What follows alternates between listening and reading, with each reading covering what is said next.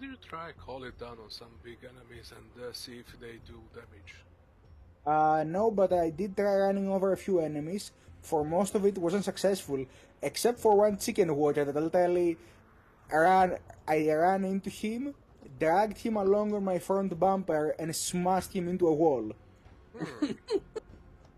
That sounds hilarious. We also tried running it into a Hulk. That did not go great. Did not He go as tanked it. planned. And Obviously.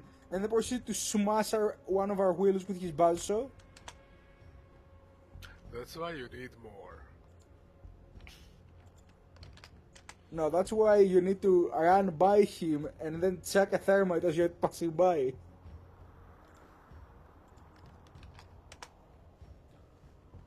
And I'll also say this about that vehicle.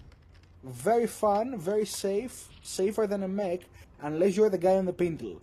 Because every time we'd hit the brake too suddenly, the pintle guy would just catapult forward. The best form. So they probably don't have seatbelts in it, huh? Yeah. No, it's a track bed, Moon. It's a track bed with a machine gun. What do you expect? Every time I'd hit the brakes, I would just see him boom, right in front of us. It's the most important thing. I have not got a figured helmet. out how to Armor for handbrake. it. I have not figured out the buttons for handbrake and horn yet, but I will. Alright. Probably grenade button would do something. Hello, my name's Maximo, and I'm one who hosts this old HellCrashers things going on. Say hello, friends. Hello, friends. They're all the strong, silent type. Look at them, stoically staring at me with contempt. Yes, hello Or there, intrigue, hello I don't there. know. But yes, Hello there. I am Maximo, host of this show. Also played by, or running the game, GM Inquisitor. Introduce yourself.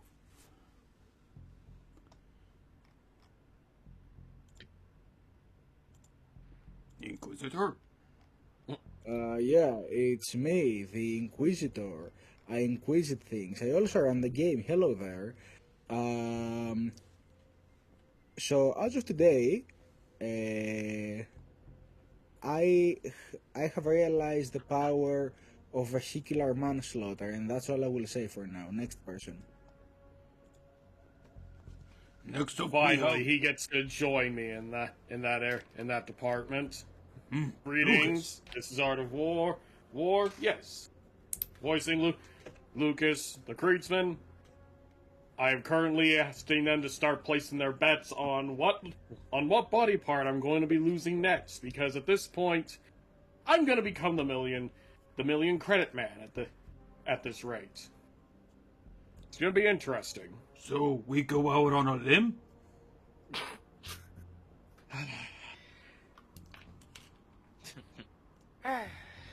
Oh, we should have called this that. I'm never going to hear the end of these jokes. Firestarter, you're up! Well, hello everyone, I'm Crazy Pet. I will going to give the voice of Muldoon, and yeah, you know, a lot of fire, a lot of screaming, a lot of psychic power, a lot of shenanigans. And a little bit less shenanigans. Shenanigans.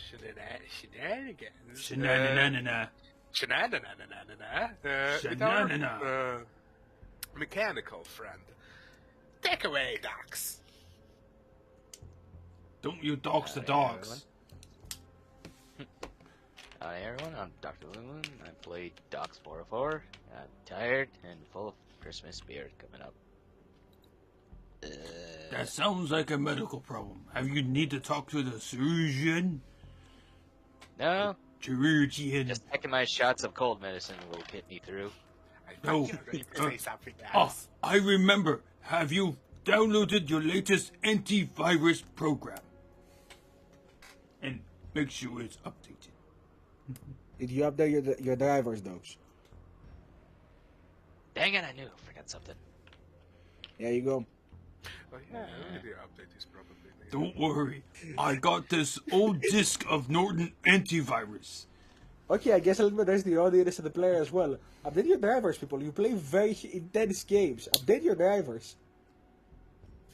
Anyway, I have great news. I found out something that will have no context for viewers, but everybody will cheer. The melee button is the horn.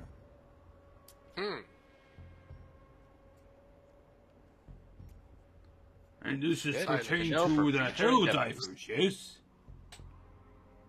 I said no context for the viewers. Unless they know better. You spoil it, Maximo. Oh, Yeah, you're giving them context. Why are you doing this? because we need to recap the session eventually. Look at them. They have context now. Look at how miserable they are. No, bad You made Mexico. you made like God when you made humans. You gave a monkey depression. You ruined I the really think the bad surprise. ogre bad ogre corner. Everyone- Gave up monkey Bad Ogren's getting to the Ogren shaker. That Don't the want only to be shaker in we the have pear around here is shaker the again. The only shaker we have around here is the kobold shaker. At all. Don't forget to shake the kobold. Oh no! At least it's no worse than the rat shaker.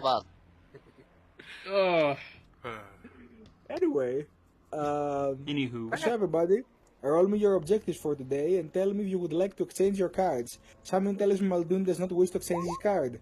I'm happy with it, thank you. Of course you are. Satan was also happy to be casted. I like it. I've been keeping my cards Well- because I'm... you know what? I'm gonna keep mine. I'm not gonna. I'm gonna have this as a nice insurance. Let's see That'd be here, I rolled fine. a 5. Oh. so- Oh no. I just remember the card you have, you degenerate. Which one? 3. The Ogren or? All of you. We're all waiting Oh, for the boy. right moment. Here's the best part. For some reason, I can never know what Big Mac's card is. So there is essentially 3 loaded guns in front of me, and a gun that I don't know if it's loaded or not. But I can always take a chance. See, all you have is just you have an ogre in front of you. This is It like has the a surprisingly player- ability to be Cold. resilient no matter what damage you give him. Question is it I'm an playing ogre? backshot roulette with 4 cells in there, and I know 3 of them are live. You just don't know about the fourth. And the 4th could also be live. Yep. Gray, you don't know It's the purple. It's 50-50. And here's the best part: I can only aim at myself. Mm-hmm.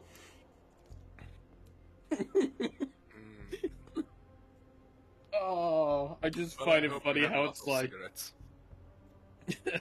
I just find it funny. how it's Funny like by the end of super- this campaign, I might. Or beer. Just the Ooh. thought, you know what most of our cards are. Only one is the mystery, and you're just sitting there like, if I don't do something right, they're going to nuke this setting. They're not going to nuke it. That's the part you're getting wrong. They're not going to nuke it.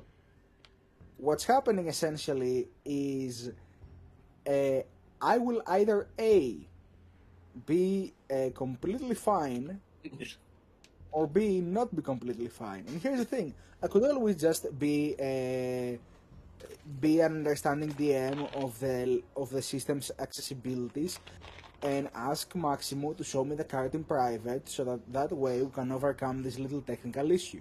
However, it is more funny if I don't know. We're doing this for the funny. However, For the funny.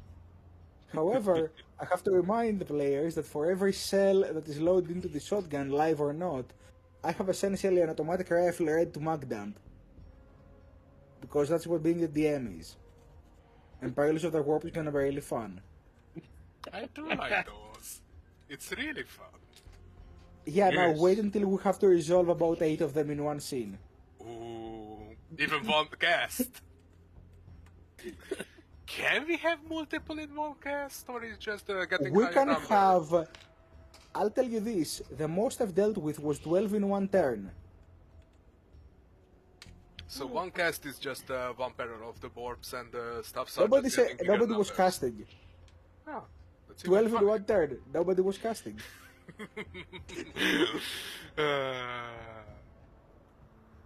Well, Gentlemen, you know what to do. time to cast. I got bread. Oh no. Don't eat that, Maximo.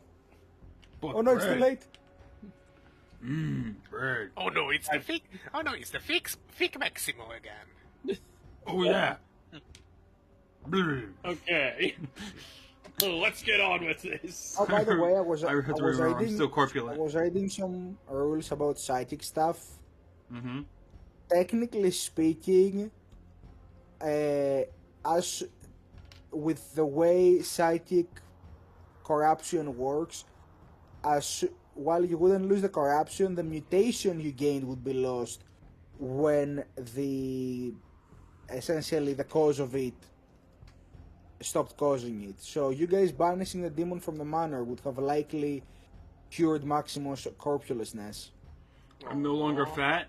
The exercise regimen I just believed it would have helped actually did. That's if we want to go with that side of things. It was Alternatively, we say that Maximo has remained fat despite the fact because he ate the soup. He did. So when he going You to learned that Maximo has an go allergy to toilet? corpse starch. Wait, how's he alive? Because he had to get alternative meals. He would have died of either hunger or lack of EpiPens. He's not deathly Wait. allergic, he's just allergic. Ah, like me and caterpillars. I've always been told I'm allergic, but I never experienced anything. Danny? I am not certain. I would say no, but young me was a lunatic. We'll be surprised. In any case, I will take over saying what happened last time because we have a very fun session to go into, and last week not much really happened. So to explain, the agents made their way out of the Knight's chamber, where essentially they found their allies, General Ford and Officer Strelok. Now, those two had just fought off some of the manor's guards and certain cultists, as well as had dispatched of the young Leomund Atlas II. Yeah, that nerd. Yeah. Upon arriving outside, a short while later, the party found half of their servitors still alive, as well as the Chimera in a damaged but functioning state, and decide to go back to essentially the military HQ in the region. Now, there, the party had a chance to rearm, resupply, restock, and Rest for a bit. and lick their wounds, yeah. While also being told what their next sort of mission would be, the next task on the list.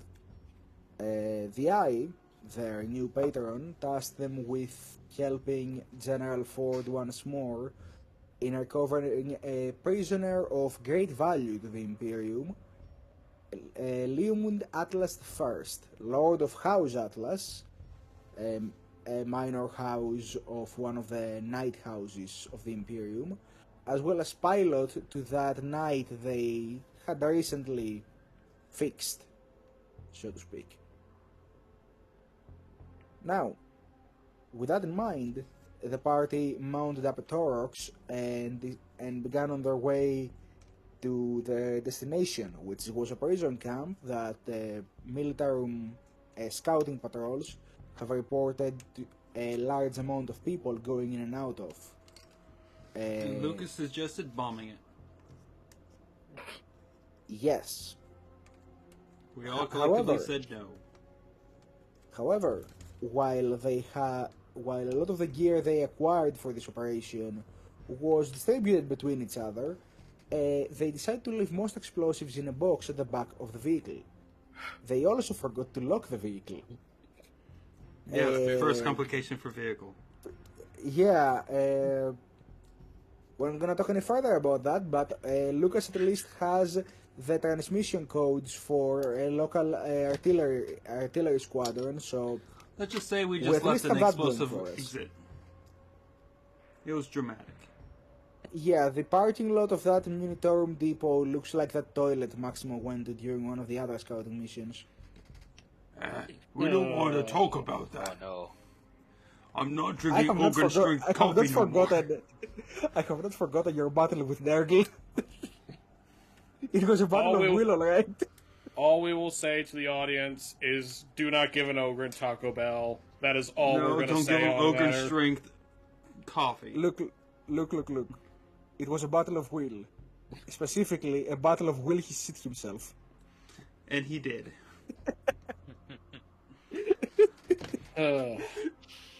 So, now, the four of you are in the vehicle traveling towards the prison camp.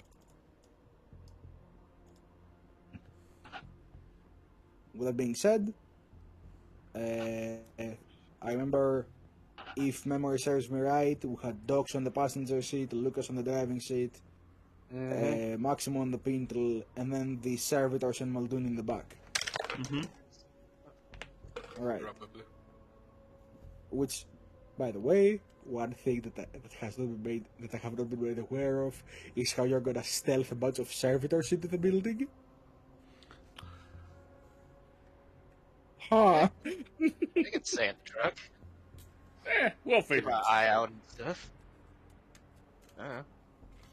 That is the smart way to go about, yes. You can always But pretend when you're do- a but when heretic did we that ever stole take a the smart Adeptus way? Mechanicus cachet of servitors.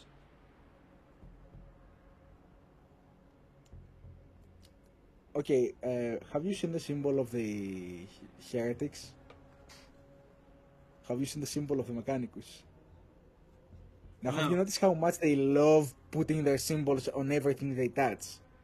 Well, yeah. I'm sure we're gonna have to get there. But before we get there, let's keep our sanity for as long as we can. Sanity? What's that? It's for the week. Oh, no wonder why heretics are always so easily crushed. Good thing I have no sanity. Now, before the warp overtakes me, and trust me, it's a good pain, I'm rolling the dice, don't worry. It's a couple let's get to what's going on here.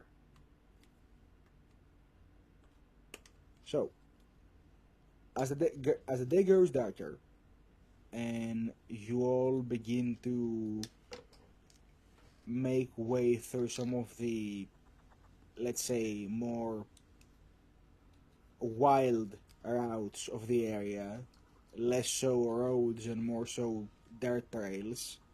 The back roads. I'd like Lucas to make me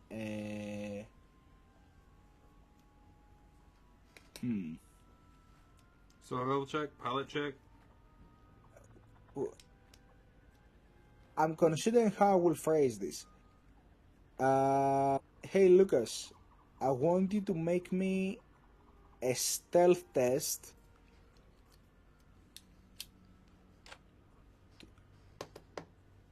to essentially see how well you manage to drive away from attention. Let's put it that way. That's gonna be difficult for a vehicle that's loud. Oh, I'm aware. However, you have to remember this is a planet where like sky fire defenses and artillery is always in the distance. So take that into account. Remember, Lucas, we gotta be very quiet. We hunting heretics. Yeah, I want Lucas to make my stealth test. It's heretic hunting season. No, it's loyalist hunting season. Also, looking at your sheet, Lucas, remember that you are tier 3 now, not tier 2. Yeah.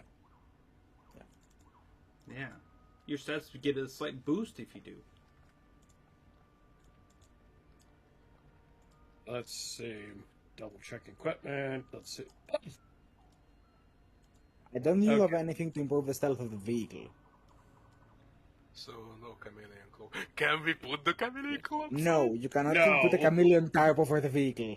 Aww. We could try. We could put it over part of the vehicle. Is it an ogre size one? Can it? No, Can it it is be? not big. It is not big enough. Well, we can Yeah, get you know what? Just take the chameleon line cloak, pull it up, and put in the exhaust pipe, and then we'll talk about it. No, it's just the swamp I am not gases. ruling. All that I am the not. engine rumbling is just the swamp gases. We'll just cover it in the front driver's side window and stuff and see how it goes. You know, Where is my stealth check, everyone? Uh, I'm still waiting for the stealth test. There. it is. There. 3. Alright, that's a 3. You want it from everyone? No, only one from a driver. Let me check the average awareness of a cultist. Remember, Maximo can drive. no. Maximo is on the Pintler right now. So, here's the thing. I'm gonna ask you a very important question. Are you okay with a 3? No. I think I Would can you like do to better. roll that? Yes. Thank you, I will take that. Wrath reroll. Scared of the consequences. 5. 5 is just above the DN you'd have to beat for this kind of situation, because this is a loud vehicle, so I'm adding a 2 to the difficulty number, and the average awareness of a cultist passively is a 2, so Yep. Good job. with a 5 you manage to follow the trails without being spotted by enemies. Only pushing the gas pedal when it's artillery fire somewhere.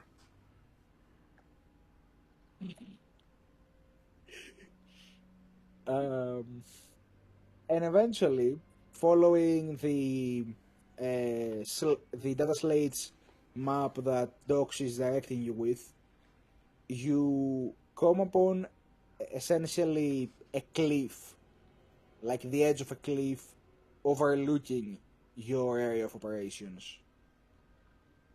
Essentially a recomposition. Considering it's dark outside and that most people there have their eyes more on the surrounding area and inside the prison itself, this is a good position for you guys to essentially scout from and see what you can notice. You have the arquebus with you, Lucas?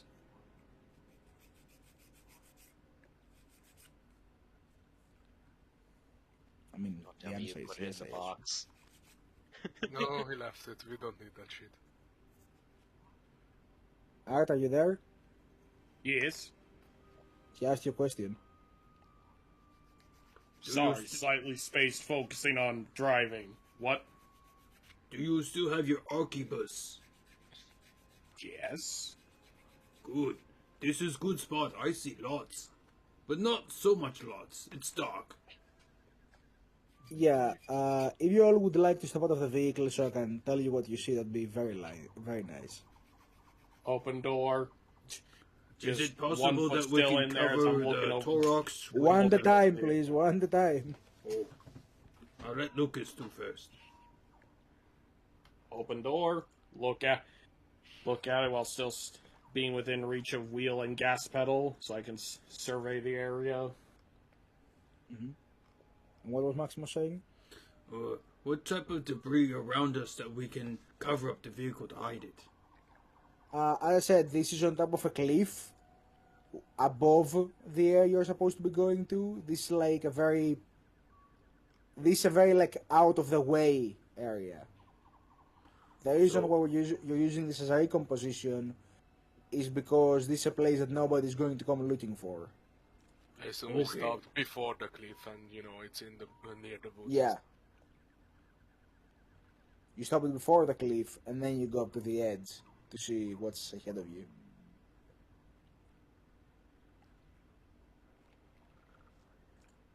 So assuming that you all four of you step out to go and prepare your plan, I'd like to ask a very important question. Do you all have magnoculars?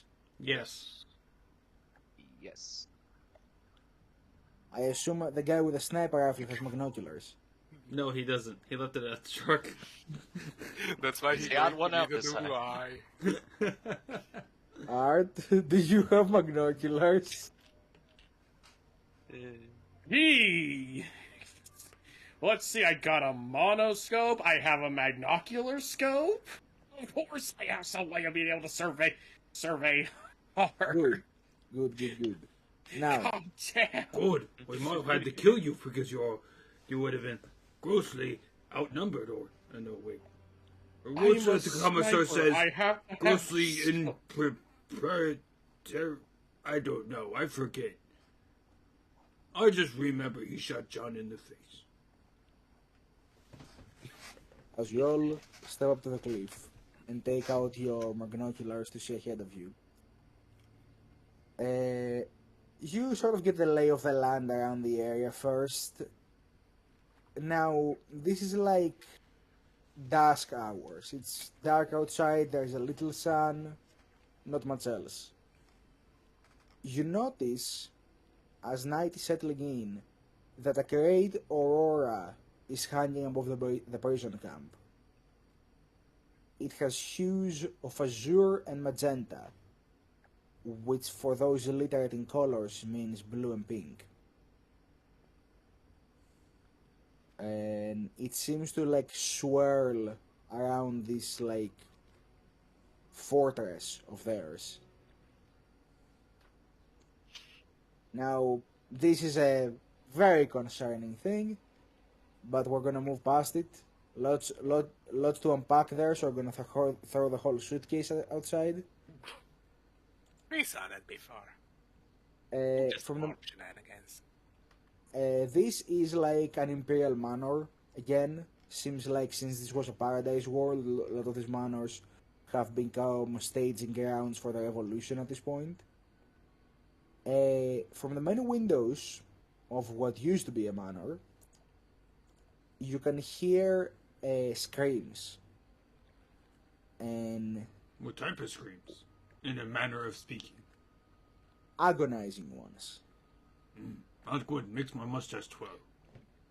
Yes, and what should make your mustache twirl even more is that whenever you hear a scream go silent, you see another little blue-pink wisp arise to the aurora from the spires of the manor.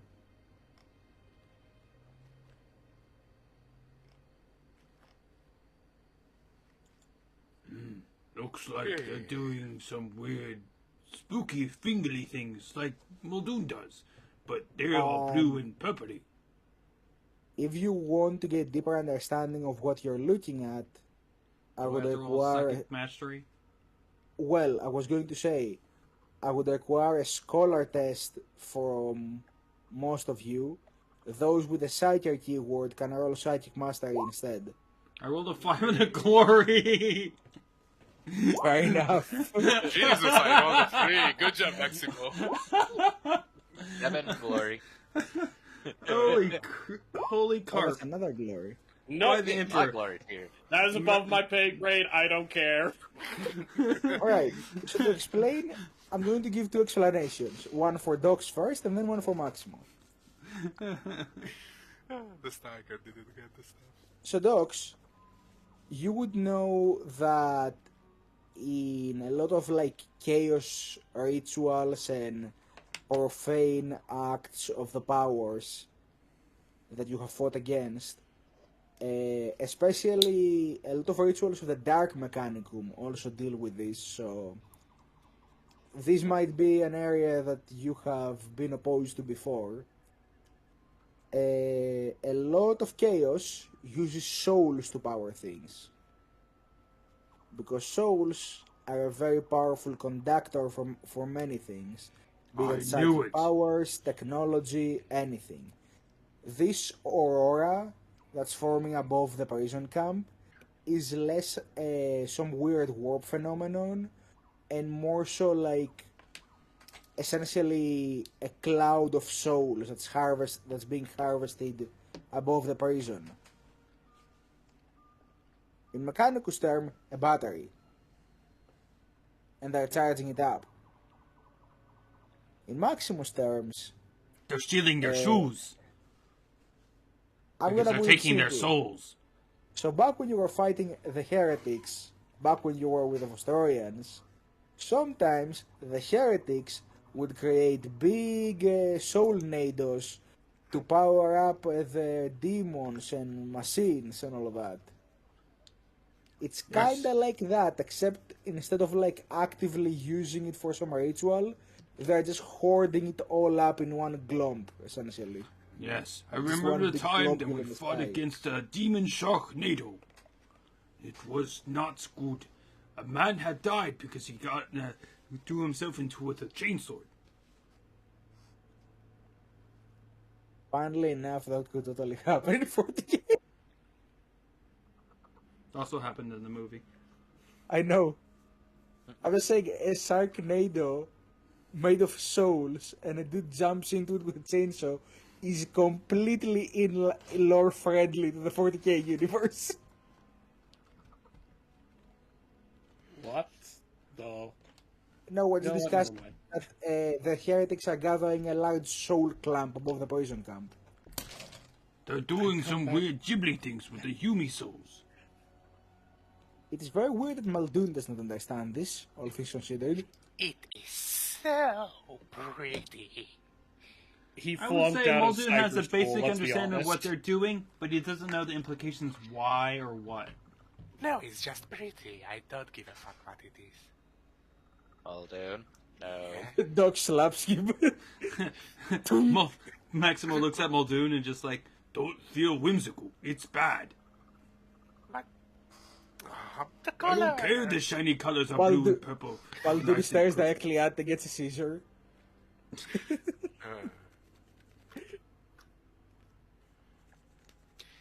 Fine. Focus. Color. So, what Docs and Maximo can very easily understand out of this is not necessarily a prison camp, more so a sanctum of mass sacrifice. In other terms, very bad. Needs to stop. Lucas, you got the bomb coordinates, right? That I do. But I'll need exact coordinates on what to hit exactly. Look where they look at top of building over there. See the cusp of all that happening? Maybe there. We still don't know where is the guy who we need to save. He's probably he points to close to the lower part of the manor. Possibly down there, like last time. Because you remember they were trying to convert that night thing. And if they need the pilot to be broken to make night thing go bad, bad. I will remind everyone that the way the bombardment works, it's a sphere with 100 meters towards every radius. So it's very likely that manor will turn into a crater if we target it. In a manner of speaking. Okay. Yes. So even if he's in the lower parts, something is probably gonna collapse on him or something like that. No, wait. We have Lucas. He has a shovel. He's good. We can dig him out. We're not going Ireland on the VIP, please. Lucas is just slamming Remember, his head against the Maximo hood of the both smart truck. and dumb at the same time, so his ideas are both consistently inconsistent. Lucas, I understand. It's because the please bone. Don't damage the vehicle. Gotta love the bone. I'm just like, you have the Can you most dig smartest, it, dumbest sucker? ideas. Can you dig it, Saka? Yeah, I think so. Anyway, now to move on to the actual manor. As in, the area. In a manner of speaking. Yes, you all notice that it is fairly well guarded. Not impenetrable, just very well guarded. They have patrols and everything all around. Though a frontal assault is very likely to put the captives at greater risk, it is always a viable option, I will say now. So you're saying stealth is an option? I'm saying stealth is the main priority, loud is an option. So, okay. However, just keep in mind that's gonna probably compromise a lot of the people in there. Like, they're here to do sacrifices. If we tell them that their time on this earth is running low, guess what they're gonna start doing in mass? Sacrificing. Bingo! You get a cookie. Yay! Ew. Oh, it's an raisin cookie. It's also made of corpse starch. Oh, my favorite. Guess what the raisins are? But I like raisins, so there you go. Maximum feels betrayed. So, I will assume that you guys would rather prefer a subtle approach to this. Yes. Well, Maximo is the stealthiest character of the group. Not if I guessed. Sure, Kronk. Sure. Remember last time?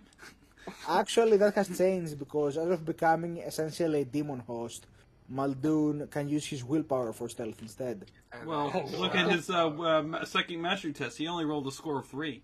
So, he could still Actually- fail. because it was pretty. Actually, hold on. What's your passive awareness right now, Muldoon? Same as Doc's. Okay, yeah, we'll have it fixed. Yeah. Good. Just making sure I had taken that into account. So, that being said, there are options of how you could approach this. Of course, there is always the stereotypical stealth, you guys try to bypass defenses or find some opening in their systems, but we'll get to that in a second. There is the life stealth. You kill everyone, it's still a stealth. Now, one thing that is very noticeable is that as you guys are scoping the place, because this takes place over let's say an hour of you guys sitting there and just analyzing the building. I'm not saying this is after the hour, I'm saying this is all during an hour. You do notice that on occasion there are hauler vehicles that are coming in and out of the base. You're not exactly sure if they're bringing something or if they're taking something. But they all seem to follow a one way in, one way out route. So this is one approach if you could take command of one of the hauler vehicles and then, try to infiltrate through that. Or sneak inside of it. So Exactly. we disguise ourselves as donut delivery. It's fantastic idea.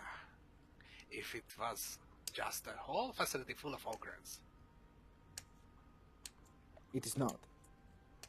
Other Other so things you any notice, cultist ogrins?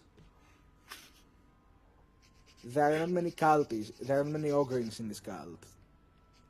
They pride themselves on being enlightened and super smart, and see where that has gotten them. You can always give an ogrin classes and make them feel smart. They're trying to speed things up a little. They don't have time for that. Hence why the mass sacrifices. Anyway. So, that's part 1 of what you see. Another thing you guys spot is there's areas you could try to infiltrate through, disposal chutes and stuff like that. Like last time. Yes. Essentially, there's a waste disposal area. There are areas that connect to the. I'm now half tempted just to recommend we go to the sewer again. Did last I time. was about to say there are areas that connect to the plumbing networks of the manor. Ah, yes, the good old we are popping out from the within. Reinforce the great horn rat. No.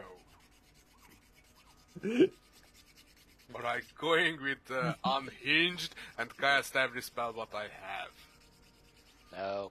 Just one way to give Lucas, them a version send of the explosive missiles. diarrhea. Wall of fire from the toilet. Alternatively, there is a more traditional path here where you guys could try to like find some gap in the wall, sneak inside, avoid the attention of guards, deactivate defenses as you come upon them, shut down a searchlight long enough for you guys to pass by using Dox's hacking abilities, stuff like that. Essentially, there is the disguise way, the stinky way, and the let's roll every check in the book way. You're missing the Benny Hill tomb. Or that's just loud. I'm missing what now? The Benny Hill tomb. Like, we are having... Oh, that's just if things go loud without us wanting it to. I see. Or we are bumbling successfully. Dark Mechanicum, here to install your new sewer system, so you can actually flush down the unwanted parts. I will Unwanted parts. say that unfortunately, unless you guys are planning to go guns blazing, the servitors will likely not be a great idea. Unless you guys essentially appropriate the track and store them inside the track, but We can leave them with the Torox and keep it defendable. that is an option.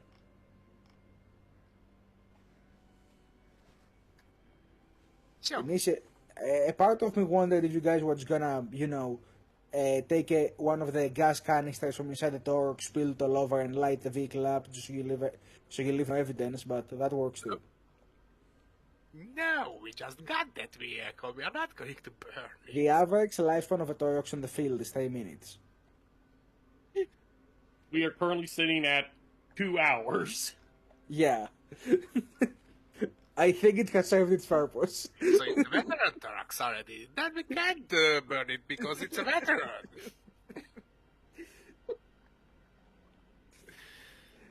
Oh no, the Torox is facing the problem that he's too good at his job to be promoted.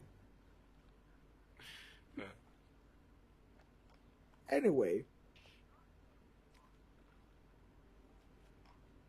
So, Anyway. I'm good with anything, so if you want to start... that's not what I want to hear. I want you guys to discuss plan. Okay. So, we steal delivery truck or go to the sewer system again? Like we did last time when we infiltrated the base. Well, I don't really want to repeat that lovely trip. The delivery truck sounds... At least it didn't amazing. explode. And maybe we can just stack some servitors in it, so, it's a little bit of help if something goes wrong. But what we do with this? No. Servitors, no, we don't need servitors. We'll be good without them. They can stay here. And remember, Docs can do his jump scare thing. So if anyone looks inquires inside of it, we can always just spook them. And they usually run away. And if the other heretics don't believe the crazy heretic for crazy reasons, they'll just call him crazy because the effects of whatever they're doing.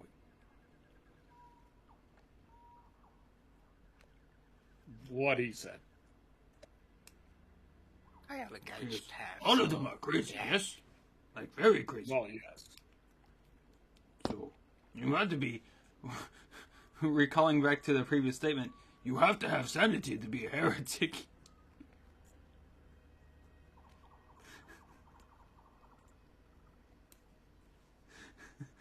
No, I think it's we don't have. Logic, but all right.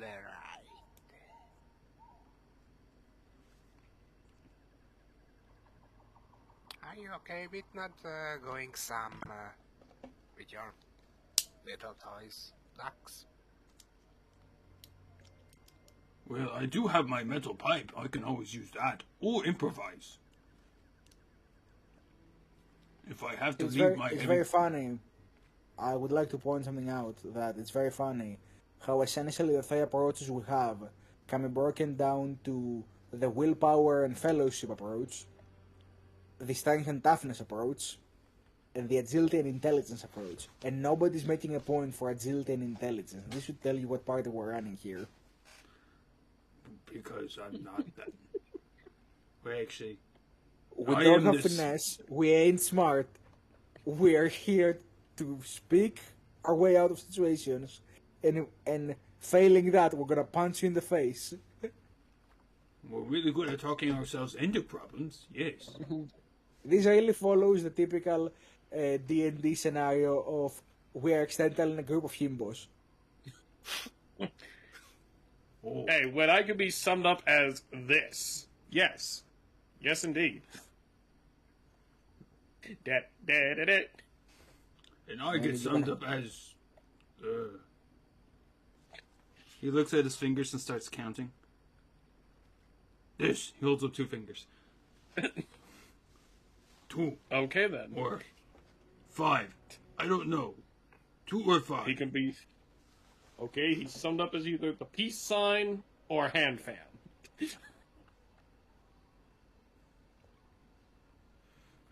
So, I recommend either steel truck, get inside, or sewers. Because, remember, they might have schedule for the truck thing, so got to be careful and monitor that. But we don't have too much time, though, yes?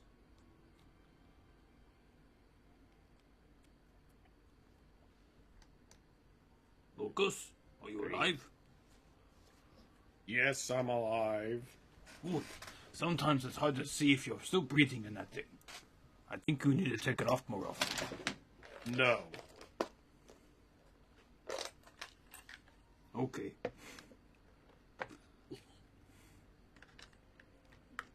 Anyway, since we need to establish a plan...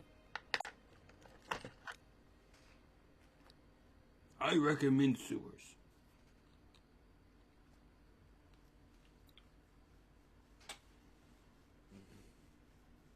Yep, still have void suits, so yeah. Then the question would be, where would be the nearest drain it's that'd be big enough to fit Maximo? Oh, I can fit. Do not worry.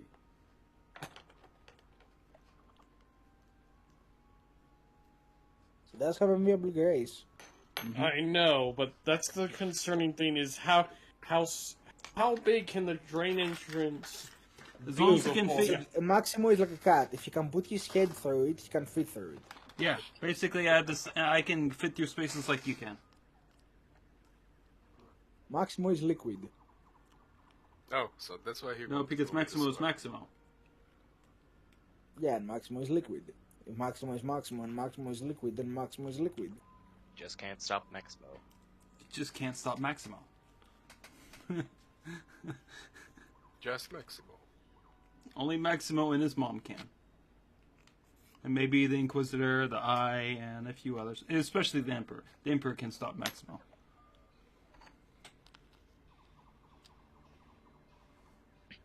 Are we good with the sewer?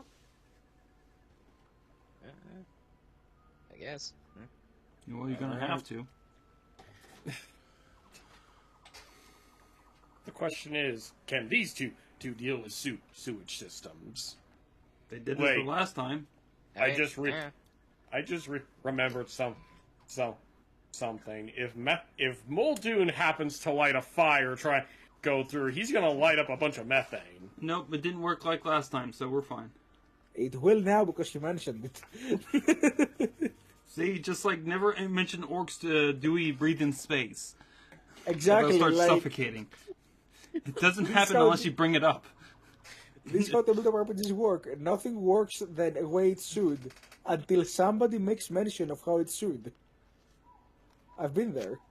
Yeah, Lucas, you killed us all. We have void suits, we have light power armor, we have lights built on our suits. So Yeah. I'm not going to light a fire just yet. Aren't you technically still on fire? I don't know. No, that's just a spell. I can set myself on fire. It is a fun one. I like the warmth.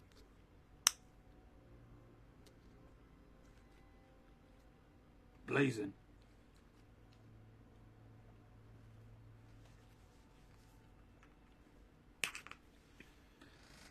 Alright, let's go find this sewer grate thing. Can you spot one from up here? Lucas, with your good eyes. If it's He an says, advantage, having two people with better vision in the party. I'm just going to assist Docs with the awareness check. Yeah. No, you don't need to make an awareness test. Like, Oh.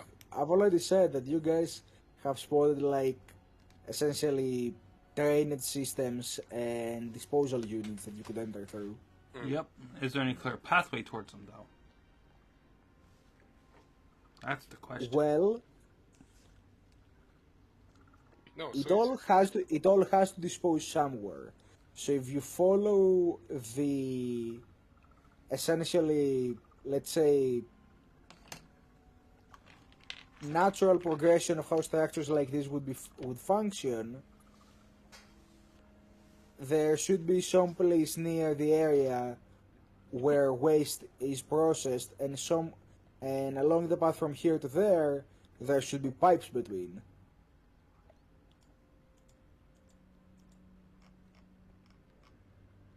Likely following underneath the road. The actual road.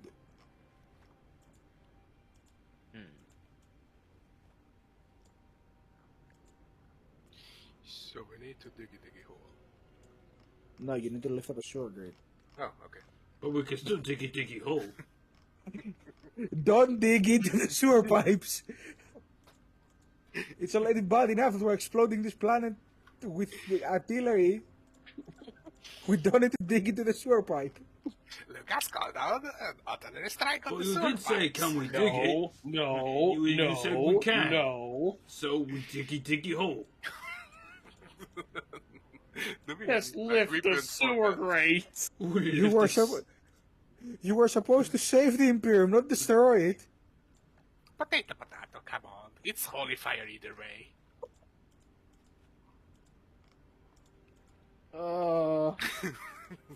This is the party we have assembled. Yes, we are.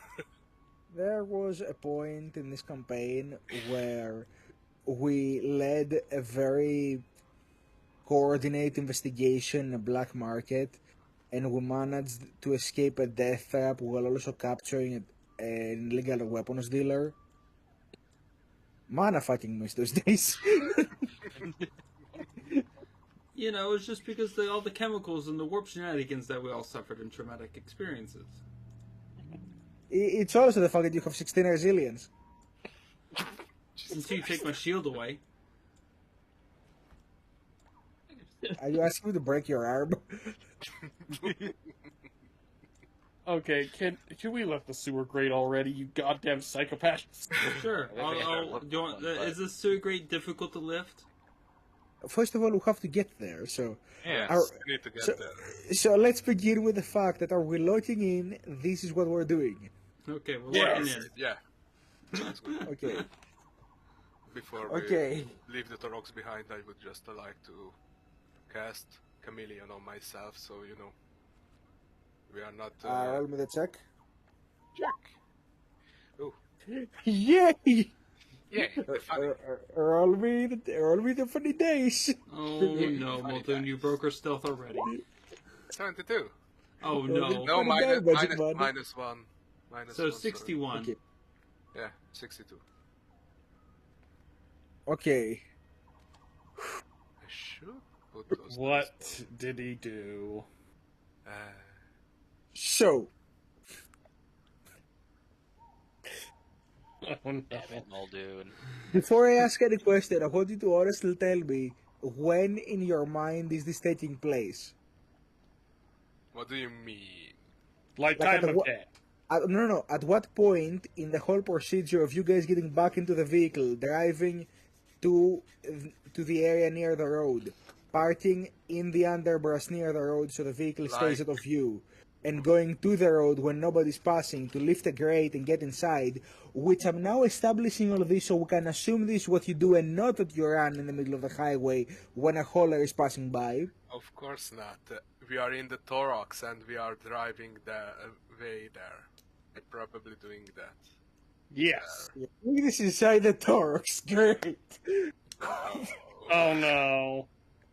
Muldoon, what did you do? I don't know. So, Heck no, throw him out the door. the Veil Thieves.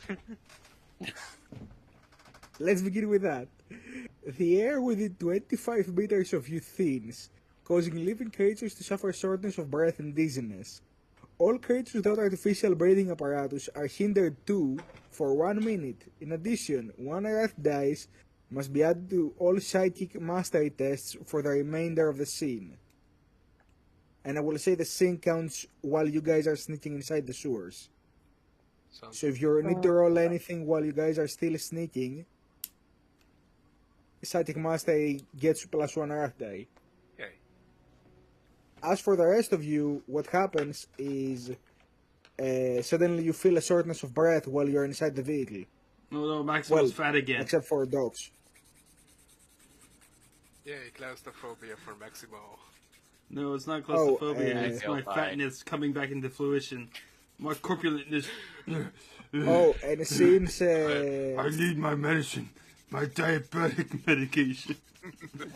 and since Lucas is driving, Oh no. I want you to make me a pilot check to keep the vehicle under control while you feel this slight asphyxiation. Remember, Lucas, driving tired is 7 times than driving drunk.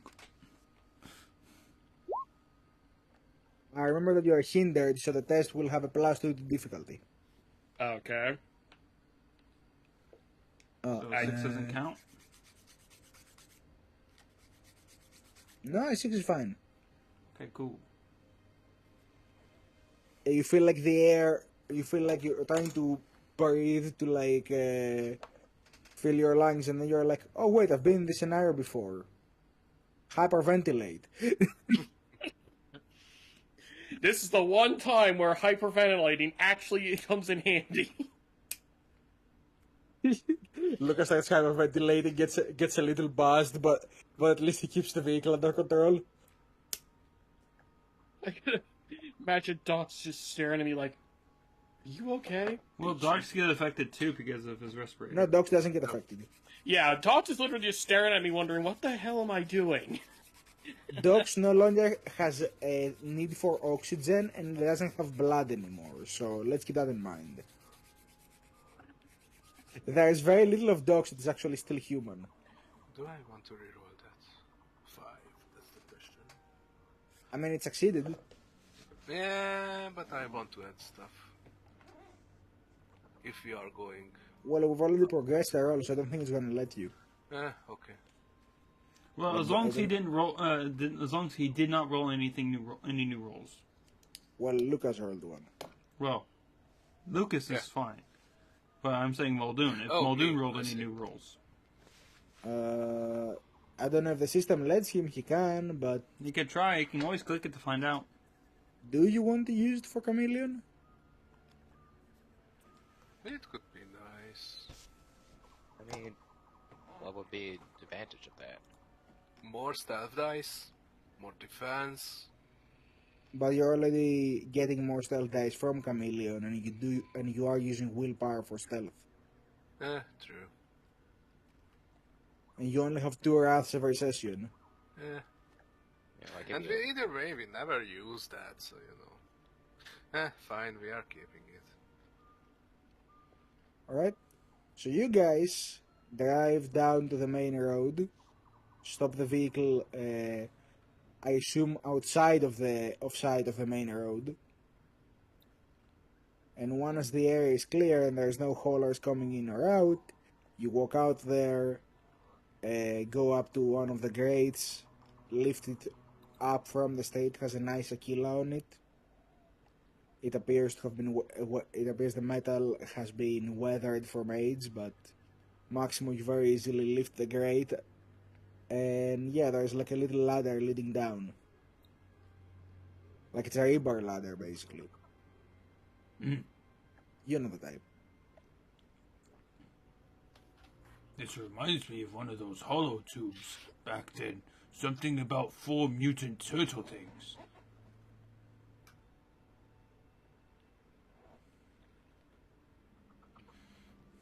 I assume you all have your void suits on. Yes. Yeah. We donned them on as the vehicle's been parked. Because we all know it's going to be stinky down there.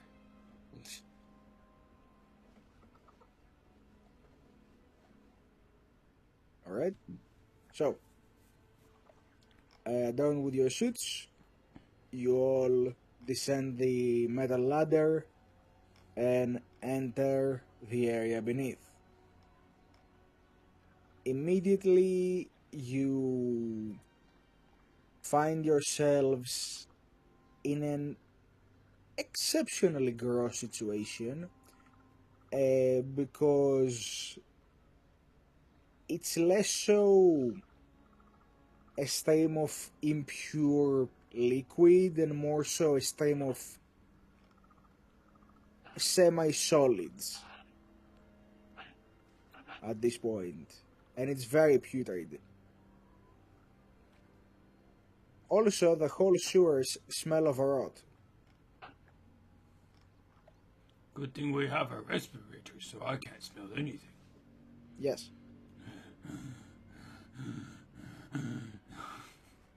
Oh, by the way, I'm not aware if void suits have like a light or something function. Or if you guys have some sort of light you can use.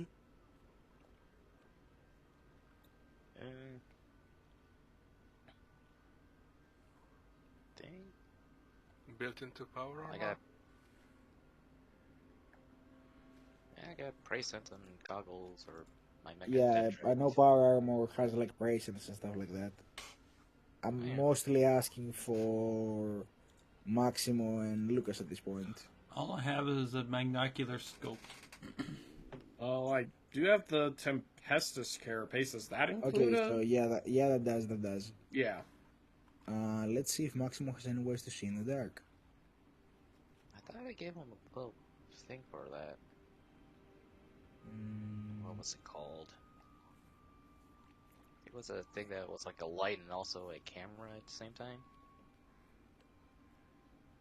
The The magnocular. selfie stick. Is it what? You're talking about what are they called?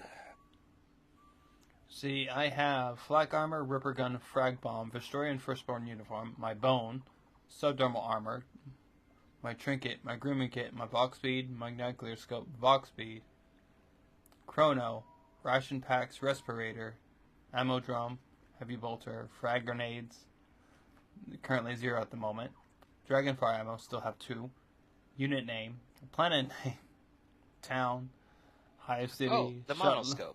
I think that's. Oh yeah, you do have a monoscope. Wait, you've given that to Maximo? Yeah, I Yeah, thought I you gave it sh- to him yeah. He before. attached the monoscope to my my heavy Oh, bolter, okay. I think. Yeah. Okay, so yeah, Maximo has can the use a light. heavy bolter to like light the way. Yeah. Alright, in that case, you would all immediately notice that there's like, Make a note that Maxwell has. let's put it this way, severed human parts inside the sludge. Do I have to roll a fear check? No. Okay, then I don't care. It's mostly to point out that, hey, what would this place usually throw in the waste disposal? People. Oh no, we can We just kind of make figured a that. Lovely Yeah, but It was something similar from the last sewer we went, but with more chemicals in the water. they're the freaking mutants. Anyway. Just don't drink the Mountain Dew down there, okay? It still Oh. glows green.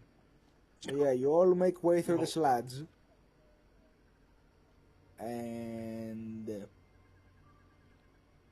You have your void suits, so naturally you're sealed from the environment around you.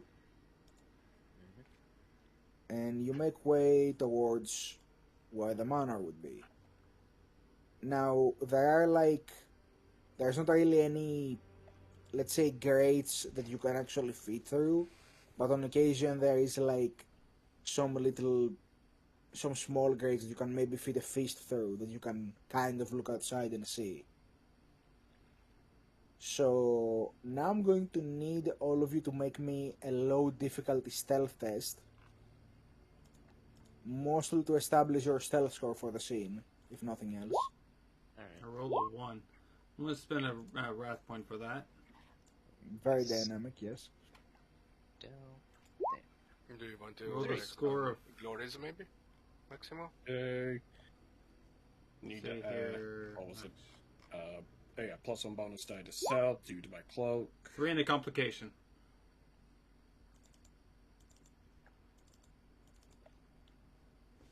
Probably Oh, while we're boy. traveling, I'll have my auger just be on so I get a sense of anything's coming by. Do I need to roll anything? No, you will need to give me a second. Okay, I think there's a delay in roll 20. Because I clicked stealth twice. Did the API break? Right. Let's roll. see here. I only see one roll from you, Lucas, so I don't know what you're talking about. API broken. I'll fix it. What? API is broken. Time to do the mechanicking thing to fix the rolling system. The servitor went maybe, borky. okay. Yeah, I've clicked it twice, and for some reason it's not showing up at all. Yeah, I don't see it. I saw the first one. I'm not seeing a second one. I don't know what you guys are on about. Everything seems fine on my end. You know what? I'm gonna I just refresh. I'm gonna- Maximo's working on something. See if it fixes. Again, nothing seems broken on this end. Yeah, I can hear you all. You don't need to text me. Oh, you guys weren't sounded like you were hearing me. Like I just like was my internet going Okay, I out rolled- because my I rolled a API 6. Okay. my No, we all heard you. Just there was no problem on my end. yeah, just my oh yeah, my API crashed. Okay, yeah. I don't know. Because my OBS was saying, it's or the interesting. Streamlabs was saying, we're having some network disruptions. I'm just like, uh-oh. Yeah, no, nothing has gone wrong here. Well, Weird. Anyway, so we you're not have the host. so we have Muldoon with a 10, Lucas with a 6, and Maximo and Dox with a 3. Okay, it's fixed. Okay, good. That was a No. test roll. Uh-huh. And another complication. Okay. So. No, I need to find that complication table again. Am I rolling the D6 one or D66? The D6 one. As soon as I find it. I rolled a 1. That's most likely a lost item. Probably is, but I need to find where the box is first. I believe it's still in the same area. Oh, I do believe that too. It's just... It'd be nice if it was not... Combat. It's probably not in combat, because combat complications are a separate thing.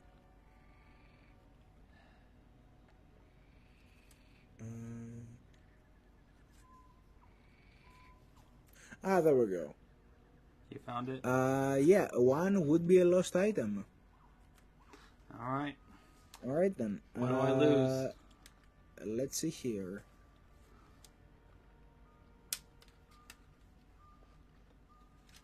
Did I lose my mind? My bone? No. Finally fell out of my ear? Your shield. Oh no, my shield went to the water and No, I've got something. I lose another frag bomb. You don't have any.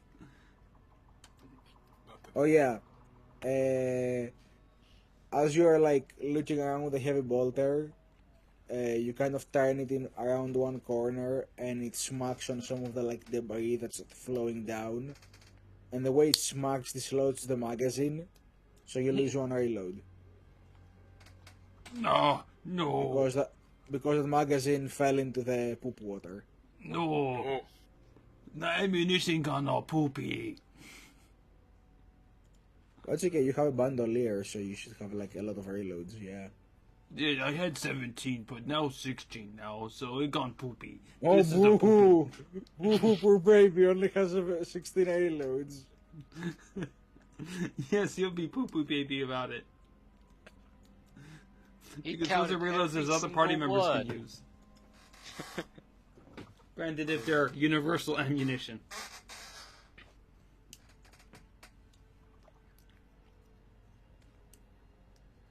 Maximo gets sad, then opens his satchel, has 10 more heavy bolter ammo drams. Slots one in. But Emperor says you do not waste in poopy water.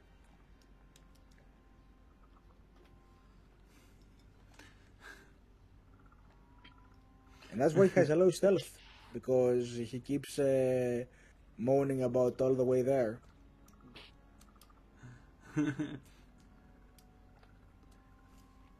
Dogs, you're just clanking in your suit as you go.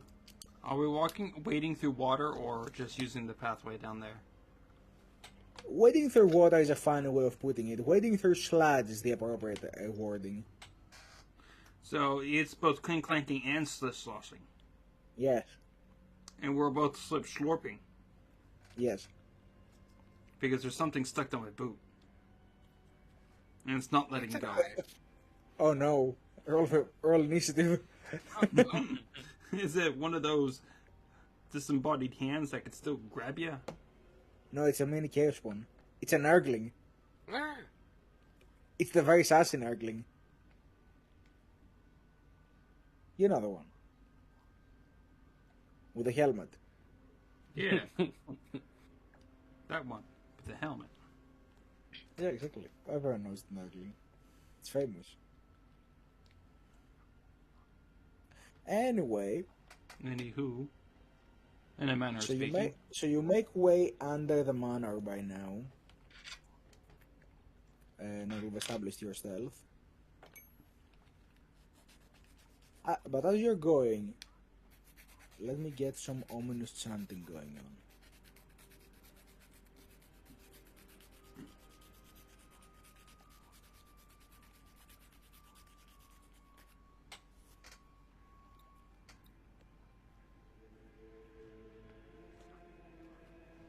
No, that's a Gregorian chant, the good ones.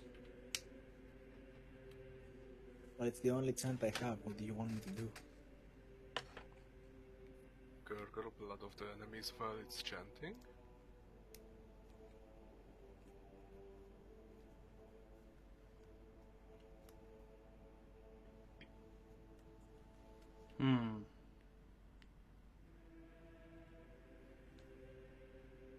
The only other chant I'm finding is merchant noises. Chant. Ah.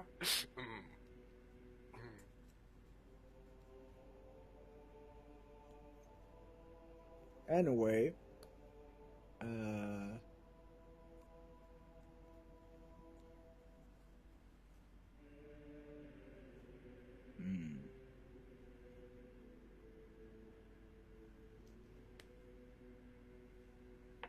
Alright then.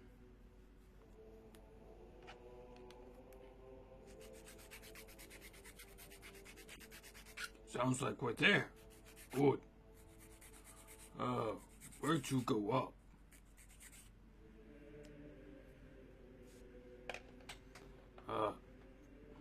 Dogs, with your specialized, do you see a good place of egress?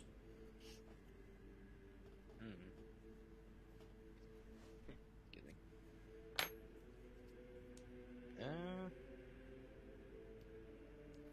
Try to roll awareness to see where to go and stuff, or no. I'll tell you guys that. Just give me a second to see if I can find something here.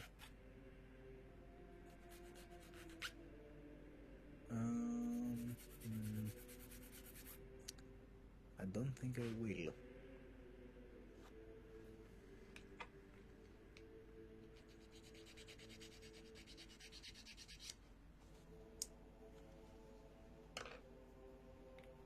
At any rate,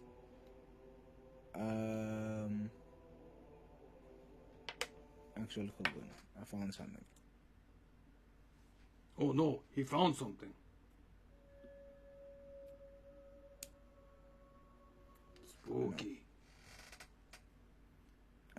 Where is it? I'm fairly certain I had it in the list. Oh, there it is.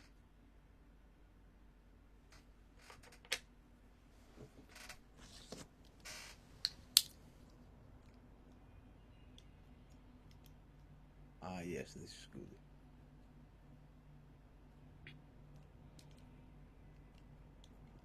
As you're looking through the sewers, as you're making way through the structure, trying to orient yourselves from the things you can see from the little holes I mentioned,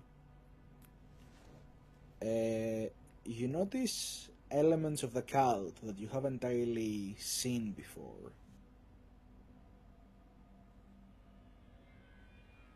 In short, what you guys have been fighting so far has mostly been essentially the troops.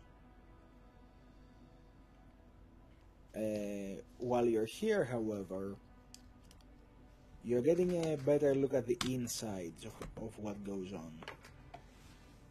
You see figures who are carrying staffs that bear the symbol of the dark powers, preaching from scriptures to their troops in language you can't exactly recognize or comprehend.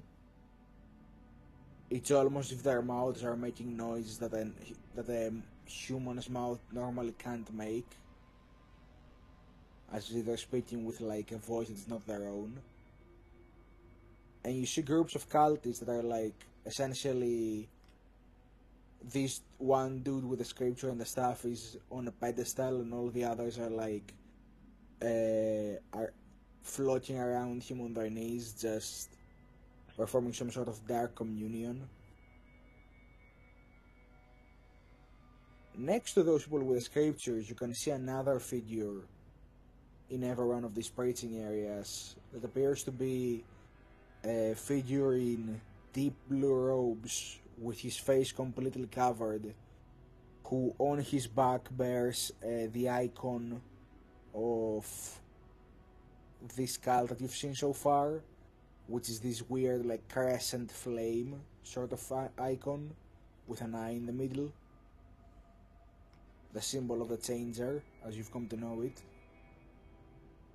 And these figures that bear the marks also appear to bear some grotesque mutations you can see writhing under their robes, like in ways the skin shouldn't be able to move.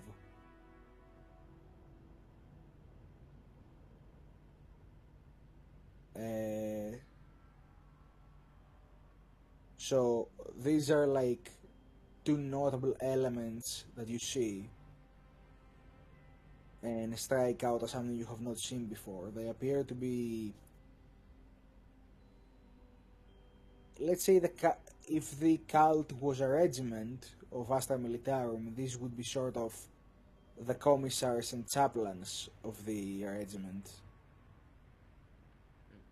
religious and moral officers of the cult.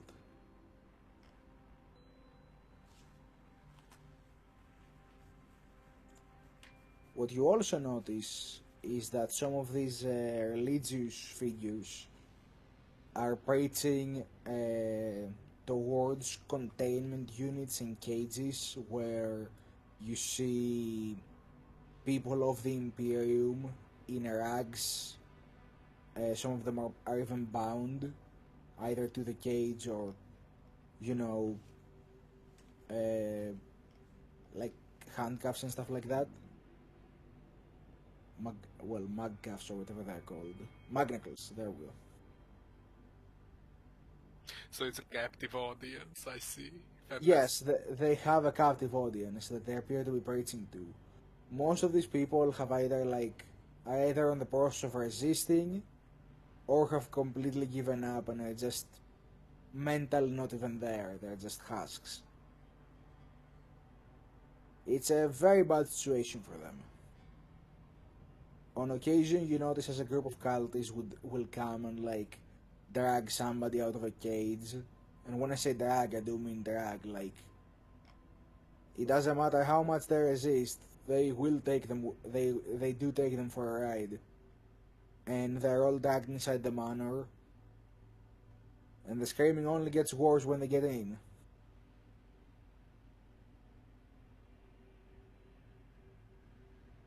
Not a pretty picture, I will say. If what's coming from the sewer, yes. Only brave statements here.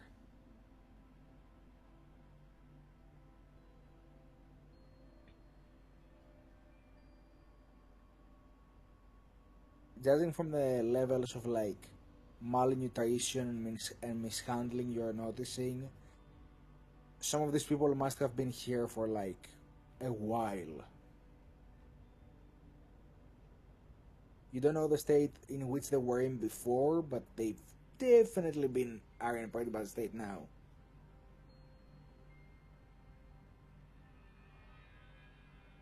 Another thing you notice, actually, before I say anything about that, I want everybody to make me an awareness check if anybody cares about discerning any details about the prisoners, which I assume you all would, considering you're trying to find one. Yeah, trying to find her. I can't really see too Yeah. clearly. It's too smoky. 9. Eat my ref. Right. Right. With the glory. You trade the wrath for glory? Yes. What sort of game is this? Ha! I don't know, but I want a refund. Does Lucas want to roll an awareness as well? You know what? Sure, let's see. See if maybe. I mean, you don't have to. It's only your mission. He gives a slight I awareness of it. Alright, so makes sense. Lucas and Maximo, I don't assume, are the kind of people who would pay much attention to the individual, considering their backgrounds. Yep.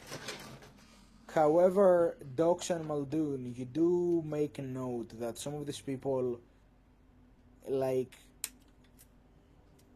you are noticing there are people in there who look to be of a more noble standing, judging not only by the ragged clothes they're wearing, that appear to have been something good at some point, and the fact that they have lost, that they seem a little bit more pristine than the others.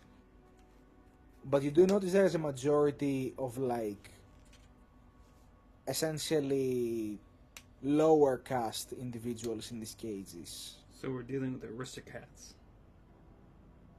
which adds up with what you saw in the previous manor, that the rich were the first to bow down to the cult. Understandable.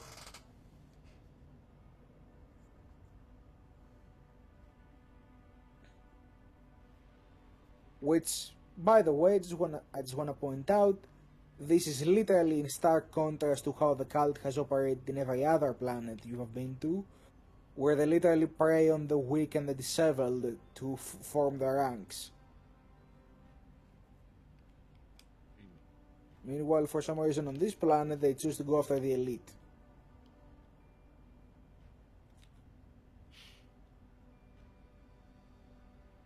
Maybe they know about the night.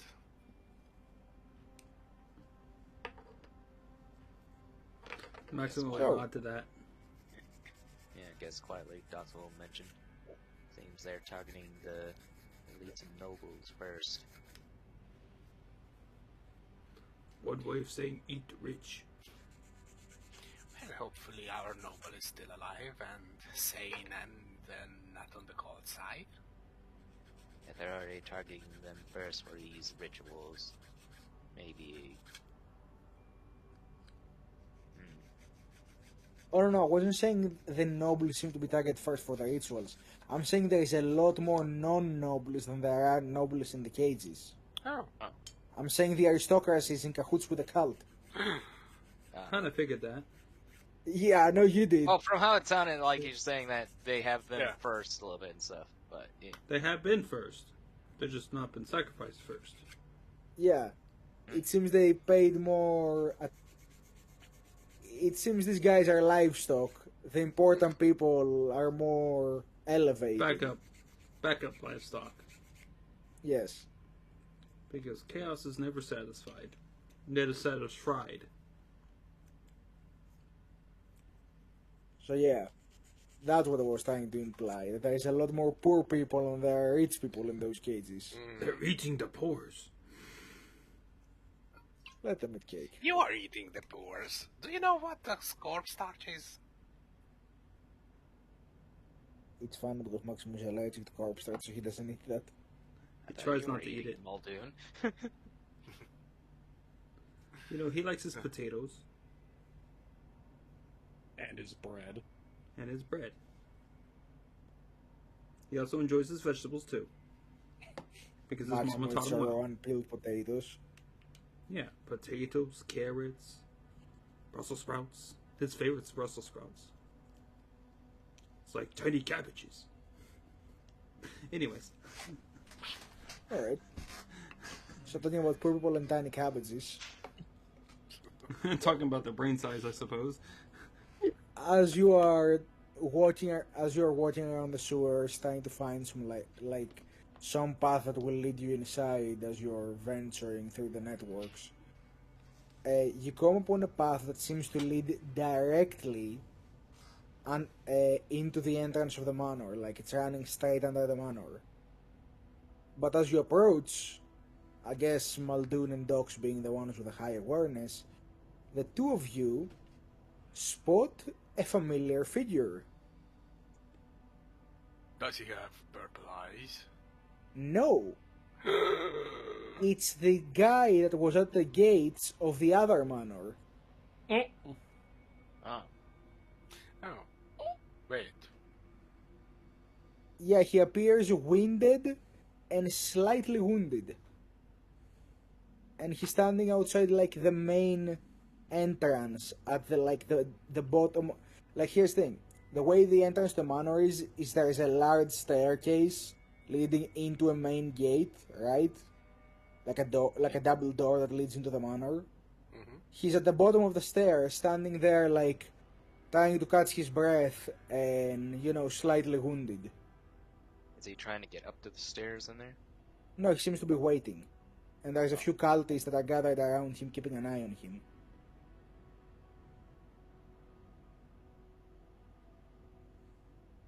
But you do recognize that guy is from the other place you were at.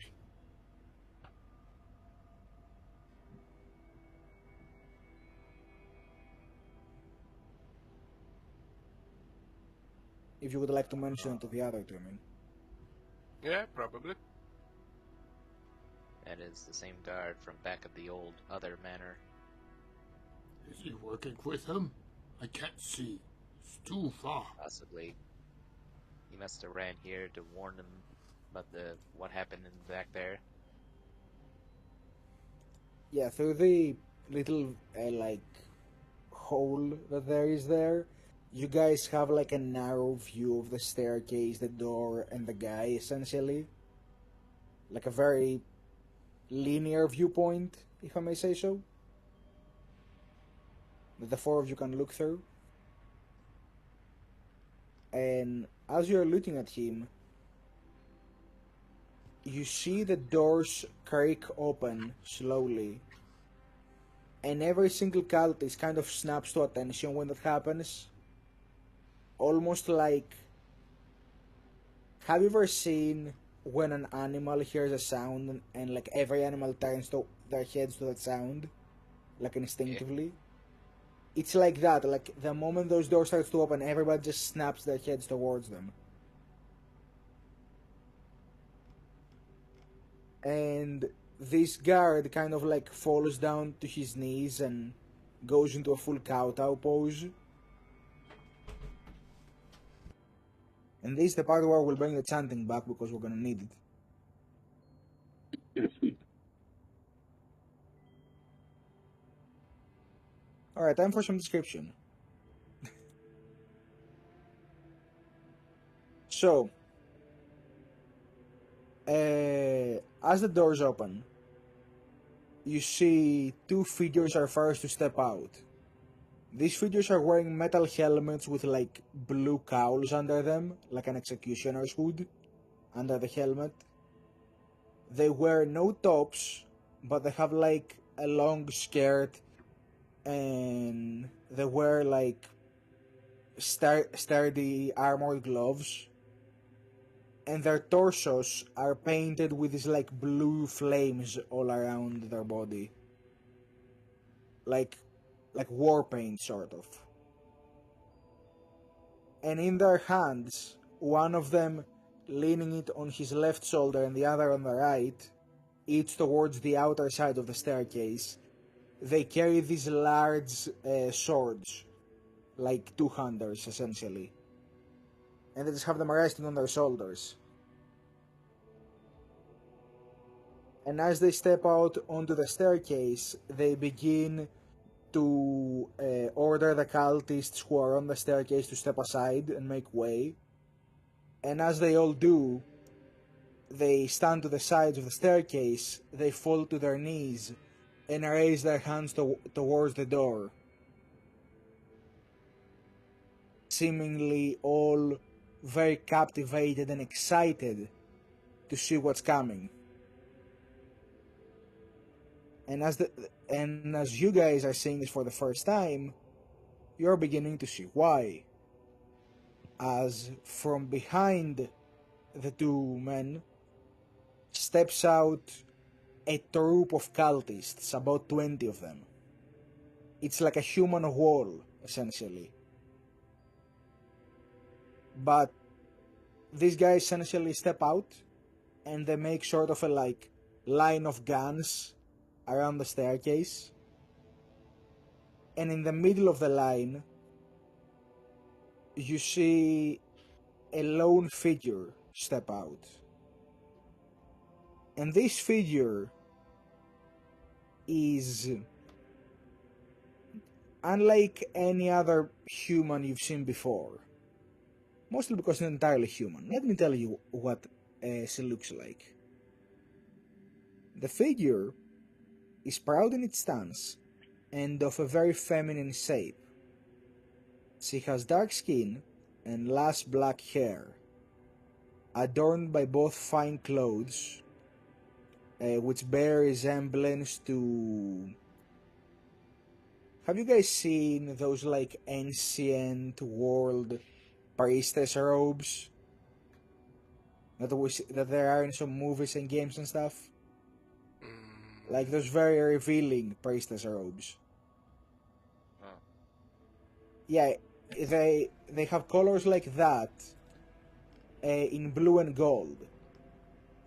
She has lots of like jewelry and adornments as well, of pure gold all around here.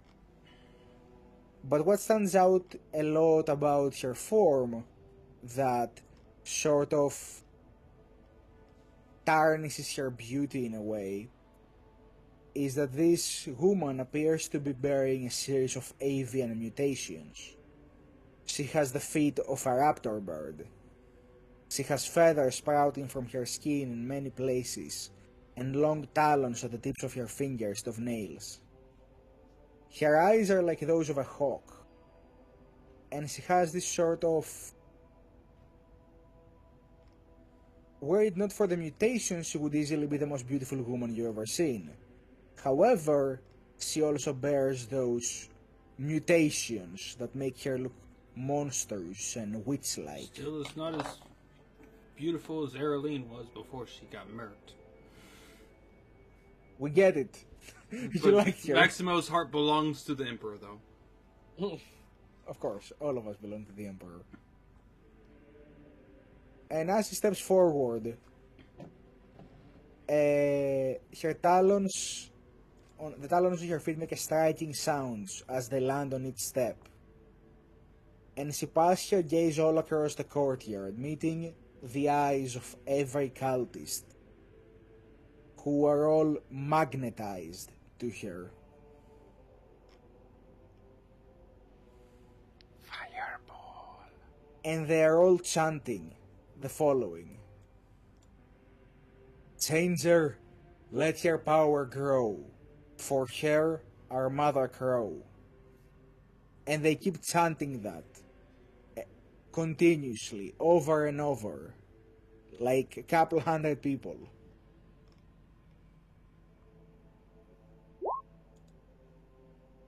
I'm also posting it in Roll20 so you guys can read in case you did not catch in the first go around. Alright then. She stops at the semi-final step, and she stands completely still as her hawk-like eyes snap to the little vent where you guys are looking through. Well, towards the area anyway. Just looking right, like, just beyond the guard that is kowtowing before her. You're unaware if she has seen you or not, but her stare aimed towards you does make your heart freeze for a second. She probably smelled the psyker. Basically, yes. We look Muldoon. It's just like, it wasn't me this time. I didn't drink coffee. Oh, Muldoon, you can very easily tell what she is. She's basically the same thing as you are. Yeah, but she probably did science and detected him. Verb. No, I'm saying she's a manifestation of the warp. Yes.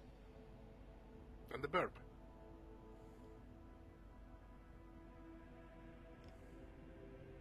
She stays silent as she steps before the guard, still keeping a very, like, elegant but menacing pose.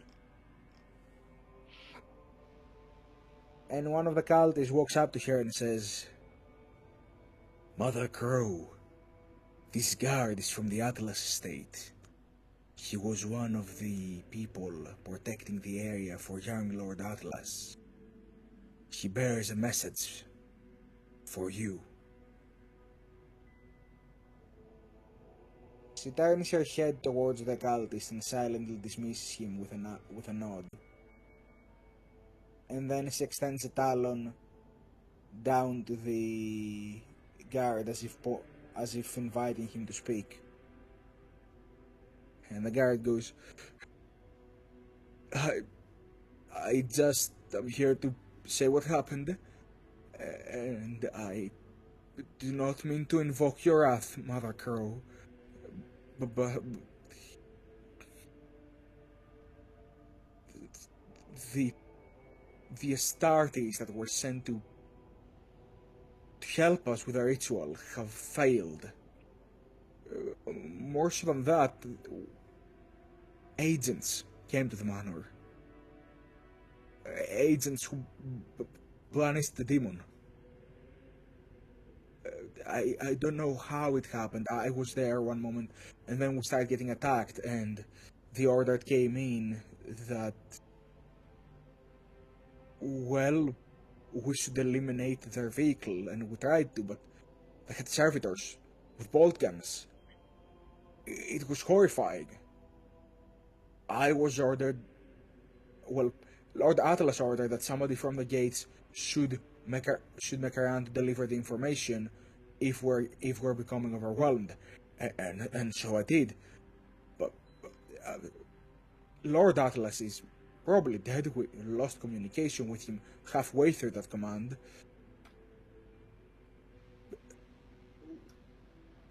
And I understand that our master would not like to hear this, but me and some of the other survivors of the encounter do believe it's them. They are here.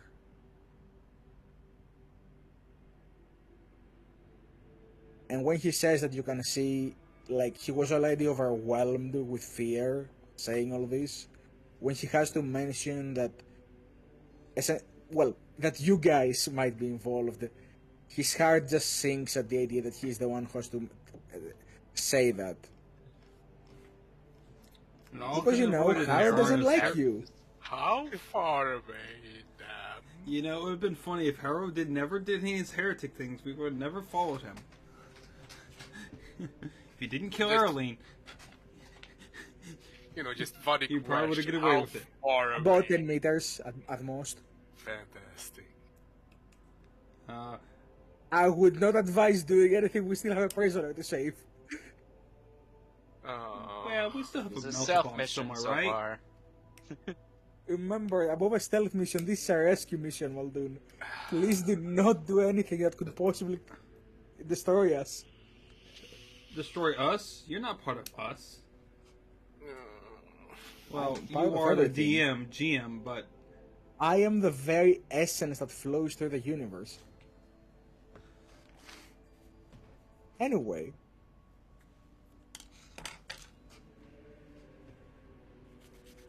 However, his terror comes to a relief when she finally speaks. And she says the following. It is alright, child. The Changer has already forgiven thee. In fact, he has chosen to grant thee a gift for thy service.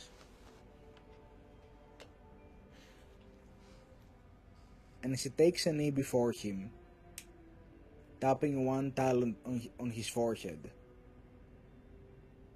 And you see this joyful expression of his slowly begin to turn into despair as he realizes what he is undergoing. Soon, his body falls to the ground and he starts convulsing in pain as you see his flesh tear at the seams and let loose a chaos spawn. This chaos spawn in particular appears to have very avian-like features. And it goes on a rampage, completely avoiding her, but goes berserk on some of the nearby cultists. Within a few very panicked seconds, the thing is put down by, like, essentially a storm of bullets flying towards it.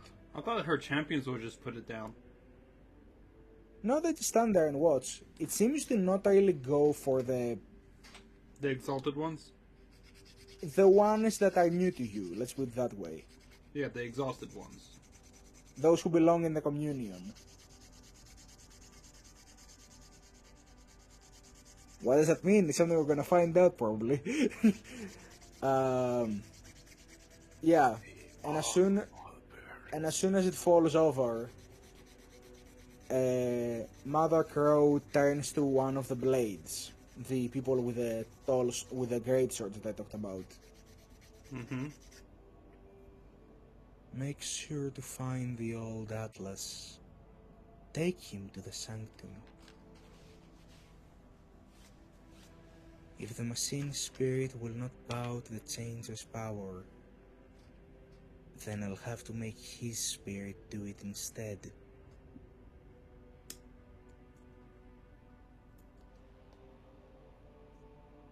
The champion nods and turns back to looking at the dead spawn. And then the wall of cultists forms again around her, and the remaining blade steps at the front as they re-enter the manor.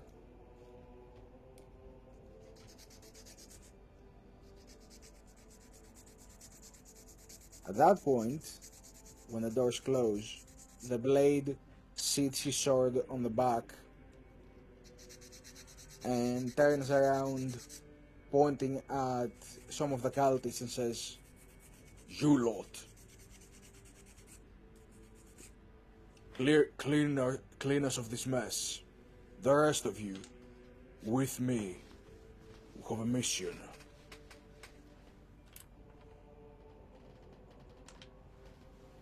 Let's follow the dude. Alrighty then. Now, I'm gonna ask the party a very important question. See, How the would you poop get- shoot idea worked. How would you guys... Well, this is the part where we see if it worked.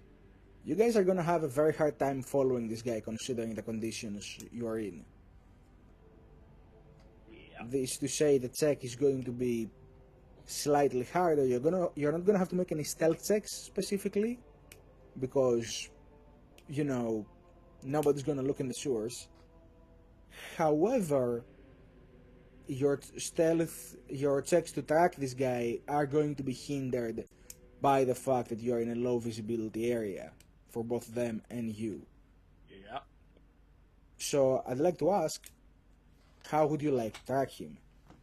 By The way smell. we're likely going to do this, well, you have no chance there, I'll tell you that. Yes, we have some chance if I roll high enough.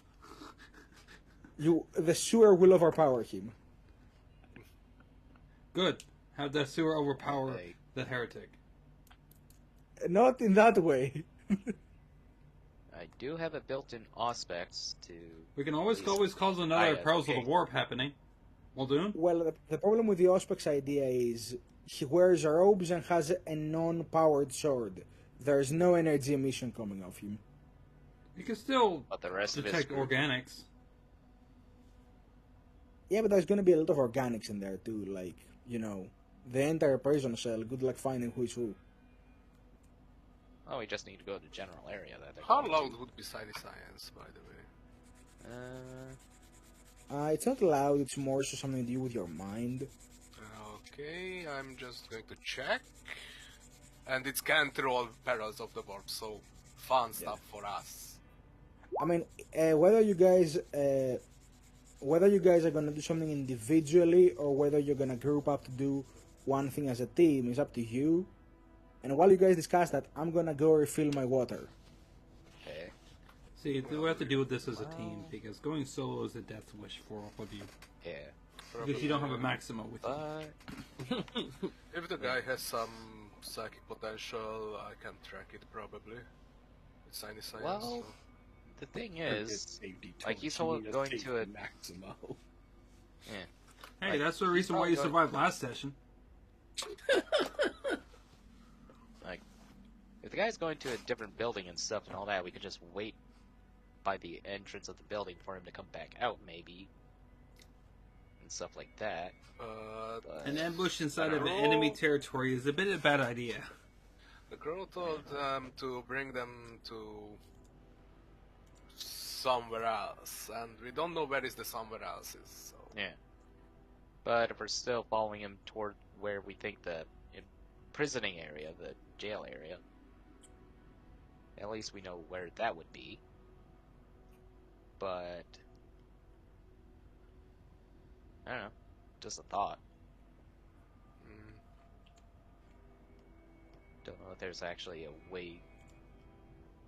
Like, if he goes in from the one door, does he come out the other way or in a tunnel area or something? But I don't know. Or I could blend in as a goddamn As long as you can do cultist conceal... psyker.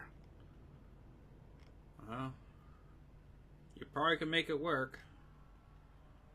I don't know what I need to roll for I this, don't but Well, it's a chameleon, so you have to do your stealth. I hope your deception's good enough, since with your warp made manifest, you should be able to do your stealth test with, or your cunning test, or deception test with your willpower. BRB real quick. So that should allow you to have a modern chance. if they are questioning me when I'm walking with the funny stuff. And you know, just mix it up a little bit.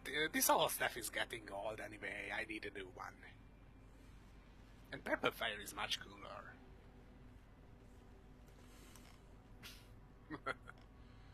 Sounds awfully heretical, Muldoon. The only fire that you should be experiencing is golden fire, not purple.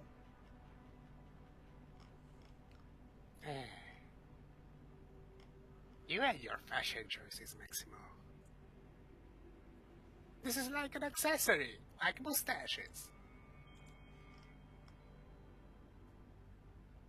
Alright, now you consider this because you mentioned mustache.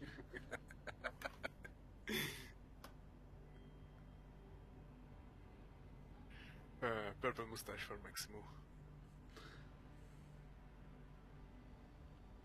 Why does Maximo get a warp mustache? Why not? Because Muldoon was saying he likes the purple fire. Yeah. We had And an Maximo idea like I says, could that sounds blend in heretical. The only fire that should be is golden, not purple. and bring up a argument that like fire for me is like a mustache for him. And it made Maximo feel considerate of the idea and just like, because he mentioned mustache. I mean, technically speaking, Muldoon's mustache will turn into a fire stash when he goes into fire form. That's true. A burning fire stash. Yeah, and it's a golden flame, not purple. Do I get any psychic things from the guy, by the way? No, Aww. Any of the he's others? not psychic. Well, here's the funny bit. None of them seem to be, except for the guys who are bearing the huge-ass icons of chaos on their back. They seem to be radiating psychic power. Fantastic. And the more you focus on it, the more shadeful you feel. Probably not a good thing.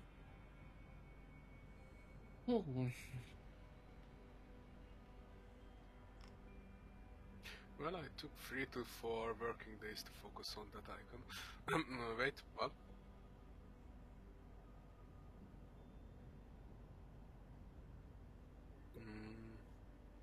Yeah. Yui. With that being said,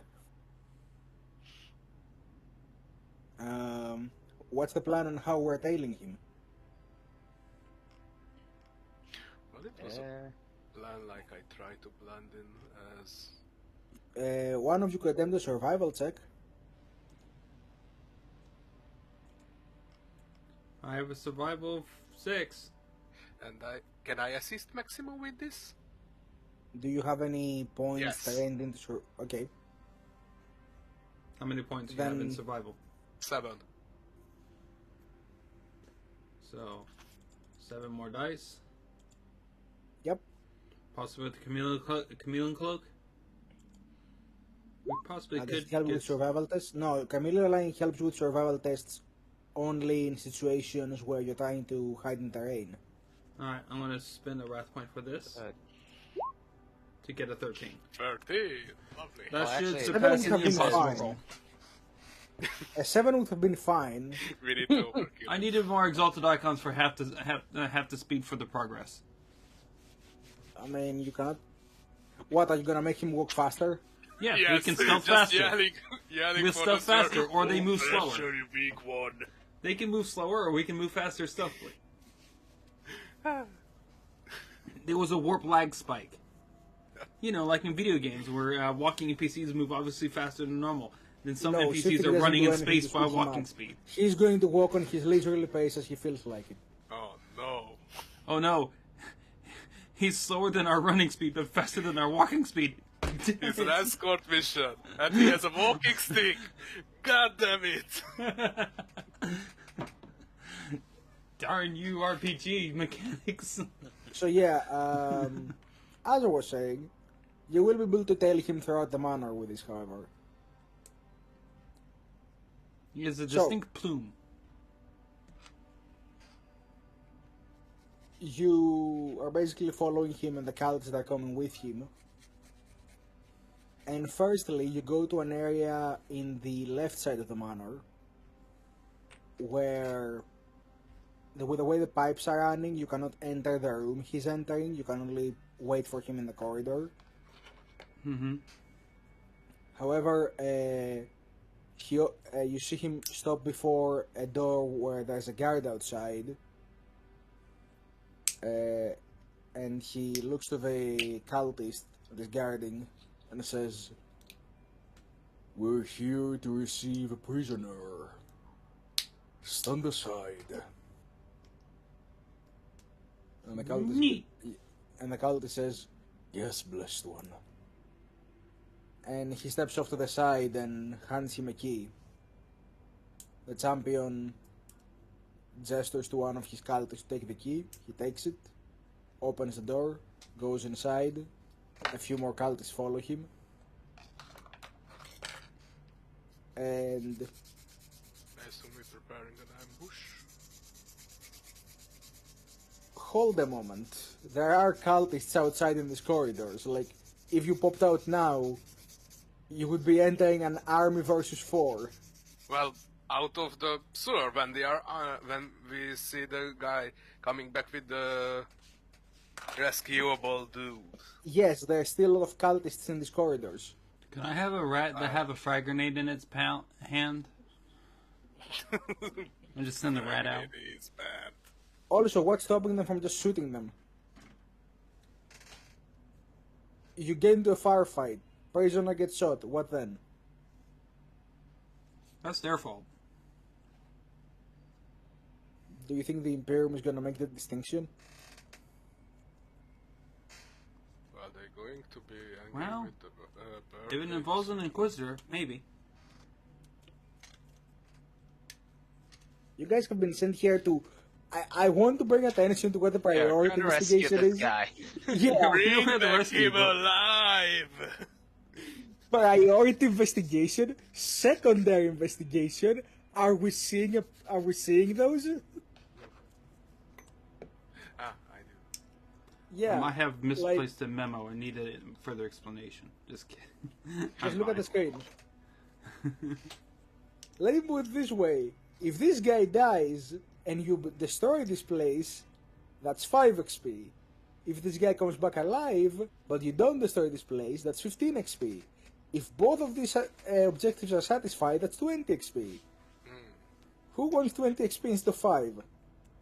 I would. So we're doing Me. it for the points. I should pick up necromancy. We need XP. We This need whole the arc, points. this whole arc is you guys doing objectives so you can power up yourselves for the fight with Harrow. How harrowing. This is the training arc. This is the tutorial. But we're almost level 19. What do you mean I this is know. a tutorial? The real This is stuff the- starts at No, level no, 20. this is the part where you do side quests so you can get to the recommended level for fighting the boss. And the boss is level 50 and we are 47. Yes. Oh no. Welcome to the MMO grind, boys. We Essentially. need 100% all our side quests to be overpowered to beat the guy. Yeah, you need to do all the secondary missions. You can look at the ending. Can we just do like the same mission like 7 times and get No, No. no, it's not one of those. Like, you have to do all the secondary quest lines.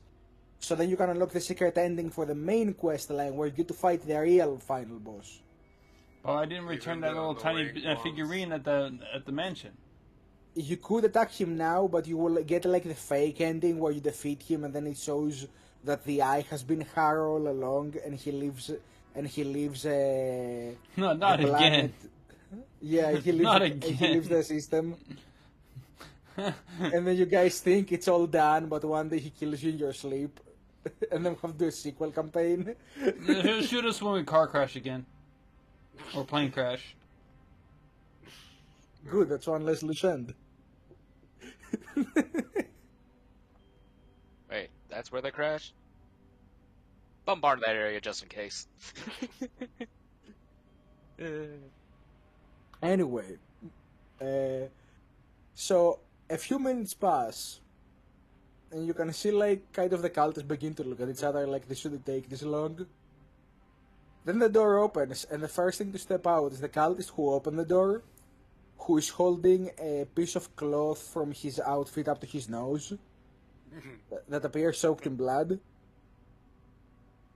And then after him steps out a cultist with a heavy stabber, who puts a hand on his shoulder and as he's on the side and goes, "You good?" "Old bastard punched me in the nose and tried to steal my gun. How do you think I feel?" Ah, suckers. "Well, they should have let me handle it." And the guy with the machine gun does like a little flex. And then, hearing them, the blade goes, "If you must suffer in his name, then do so in silence, please." And then the last two cults that went with them step out, and you see them hauling out this unconscious old man who has a bruise on his forehead from a recent hit, likely the stock of a gun. Oh no, he's been bonked. Yeah, he's unconscious. He's been bonked on the head. And the blade goes, "Good. Now let's haul him to the sanctum and prepare the room for her arrival. She must find everything in perfect order." I know what word we're all thinking. Don't say it. It's illegal. They don't allow us to say it. It rhymes with shrimp.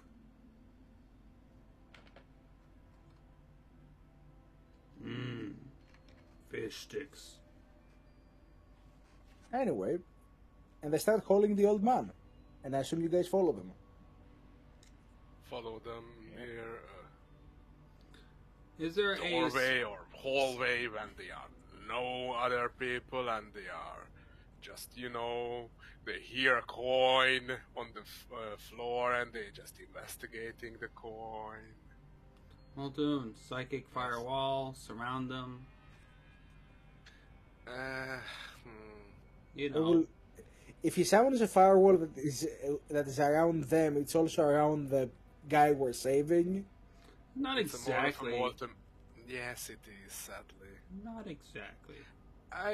We can really bend the rules if we want to, but No, Just you walk guys are down gonna the have... hallway. No, let me be fair. The challenge here is not just you guys rescuing somebody without being noticed. The challenge here is you guys rescuing somebody to begin with. Yeah, that's true. True. Rescue somebody alive. Because our rescuing streak was not very good because we failed to rescue Erlene. Yeah, you're gonna have to make up for some of these things eventually. Maybe she's the bird. No. No. She didn't look like Erlene. Are you sure about Reaper? Yes. Yes, because the DM said no. I'm hovering over my card. Are you sure about that? No. I decide whether you can activate or not, so good luck. If I say no, you don't go. Sad. If you play the card, it might do so if you actually play the card, but as for the fact, no. Or you could play the card and that sword guy is actually on our side. Who knows? Maybe. Or you can play the card and I just get to declare what's what. And Yeah. now we're fighting Angeron. Oh, No. again? Yay. No, wait. There's a Nurgle cultist here. Too bad. Now we're fighting Angeron. No. Maximum What has is God? What is rumblies and the Agron doing tumblies again. here With the Zinch called. He's here to fuck him up. Well, good. We are here to do the same. We are buddies. Angeron doesn't have body. Well, are you sure you want to be allies to Angeron? Have you seen his model? There's two dead world eater at the edge of his axis. It happens.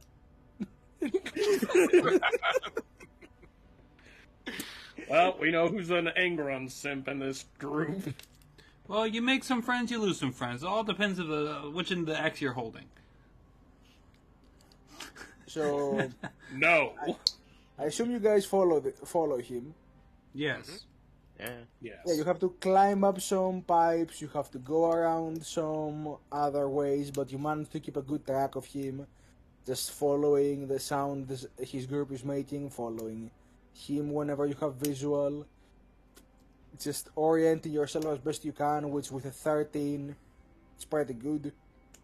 Yeah. Um, See, that good reroll came in handy, didn't it? Yeah. well, again, a 7 would have been fine. But either way, Doing it half the time, keeping up with them.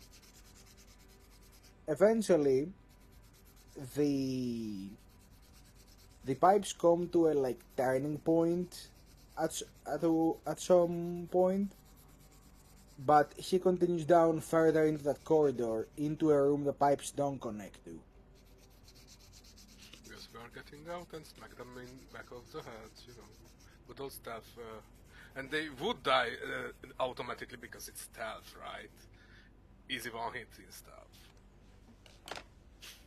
Man, you're ambitious. Yes, I am. In any capacity, I assume you guys first of all would like to find a way out of the pipes. Yeah. I have an inclination that would be your first order of business. Yeah, find our exit here. What type Right. of noise is happening? Not really much. You can't hear much because they basically exit the audio range after a little. Molten babe. Here's the exit. That would probably be heard a lot. Yeah.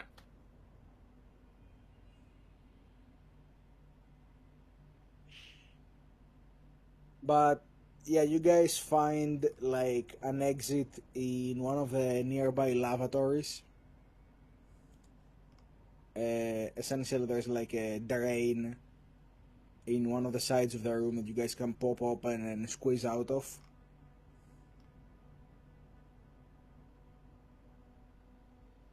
And I will say, for the sake of our first roll to remain in stealth, you know, it's like a lavatory room, right? So there's like some stalls, like a couple of stalls. There's like essentially a little fountain area at the wall where it's like little cherub faces spitting out water in like a little fountain throat. There is a mirror, and the four of you come out of the side of the room.